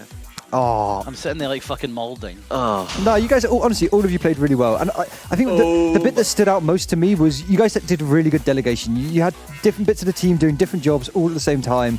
Yeah. And Yeah, that was good. That I think was kind of the thing that like clinched it for you guys, and you were set up really Well, I well think for as the end. well, the big thing for us was that Pedguin wasn't on our team. Yeah, that is crucial as well. Not having I've Pedguin is gotta very say, crucial.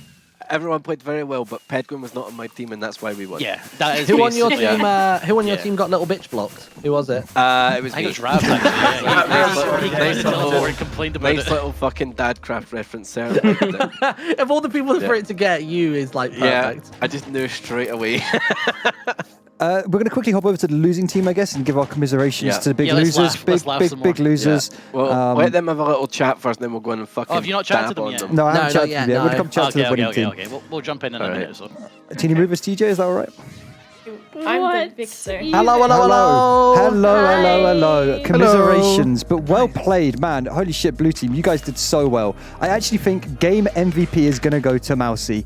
Mousie, Yeah. Wait, your really? commitment Yeah, genuinely. to doing that ender pearl section for like an hour. Oh my god. Me and Martyn were cheering you on so hard. I would have rage quit. For real. And also the magma wand play, we loved. That was MVP. great. Raining down on top of Duncan and Osie. It That was so good. incredible. Man, big MVP. Well played. Thank you. And Very nice. honestly, big shout out to Pedguin and Boba as well. And That nearly- never hold. The never Oh my God. hold. I can't believe the never hold. You guys using the dragon arrows, man. It's such an exciting game. I hope you guys are happy, even though you lost. It was really, yeah, really we had cool. a great time. I thought it was a fantastic team, and we did some super great teamwork and a lot of fun, chill bants. It was great, and we managed to. We did really well. At the end, they feel like they caught up towards the end. And, It's important to note that you guys Yeah. got the first 4 woos before them. You were ahead the entirety of the game. I think the really crucial moment was they got the yellow catch up, which gives you slow fall potions, and they used that to get down to the end portal. Oh my god, that is literally spent where we so spent the long most time getting breaking the our portal. legs. And so I think Crying. there Yeah. were some slowfall potions in the potion room, but I don't know if you found them. So I think that, I think it maybe very, very late we found it. yeah. So I mean, other than that, But it's hard you guys sometimes played to go so into well. a chest and there's 50,000 potions and you're like, oh. Yeah, it's complicated. Yeah. It certainly is complicated. But honestly, I'm really astounded. You guys played really, really well. And Yeah, I feel like it's really both teams, the biggest thing was you guys really delegated and had people doing different jobs. And Yeah, lots this of things team definitely going on. delegated better than Blue. They kind of pulled themselves together towards the end, but you guys like throughout. I mean, literally, Joe going for that iron room at the beginning was Yeah, night that was and day. big, yeah. between That was the two teams. huge. Like, they were in leather for so long, whereas Joe got you guys up to iron, and then Joe tackling that tower in the nether, the final honestly, the Red in my Bull was opinion, really Joe good. MVP. Joe managed I think so much stuff. Joe He did a massive hard, really hard. massive gamer jump and managed to get us. That was really legit. But equally, that was great teamwork from you guys putting the cobwebs down. So I mean, getting everything together. I don't know. I think the Mousie moment is still hilarious, and I love it. But just I mean, not the moment. It's more like the hour that you spent fighting Brandon and his fucking mobs and shit. It was really funny. Like, man, at that well played. point, I was like, I've already come this way. No, it was a lot of commitment. So well played. Honestly, well played, all of you. I hope you had fun. I hope you enjoyed it. That's good. Yeah, it was good times. Oh, Good it times. was really fun. Very fun. Good shit. Thank you. I guess that's a good place to wrap. Thank you to all the map makers. Thank you to all the plebs who coded everything and worked really hard. All the admins who've helped us. Really appreciate it. Super fun. I don't know if we're going to be back next week. I think there might be a different tournament going on. Sneak. But we'll be sure to do more race with them in the future. It's fun times. I think up next is Kim, who's celebrating Lunar New Year, I believe. Is that correct? Yeah, I think so. Nice. Yeah. So just going to be, guys, if you have the slightest interest in knowing what Lunar New Year is about and everything, absolutely go have a chat with Kim, because she is very informative and knowledgeable on the subject. So. For sure. And equally, go Keep and an make eye sure out. to watch everyone's perspectives. You know, everyone who streamed this, go and check out everyone's perspectives, and I'm sure we're going to see lots of clips flying around of silly moments that me and Martyn have missed. I can't wait to watch your guys' perspective back and see what the team chat is. So cheers. Thank you for coming, guys. Appreciate it. Yeah, and thank it was you, really TJ, fun. for running the Thanks stream. for having us. And Martyn, thank you, my beautiful co-commentator, Martyn. Thank you. Thank you for joining me. No worries, man. Thank It you was for fun. making it so fun. I'll see you guys all soon. Peace. See ya. Side.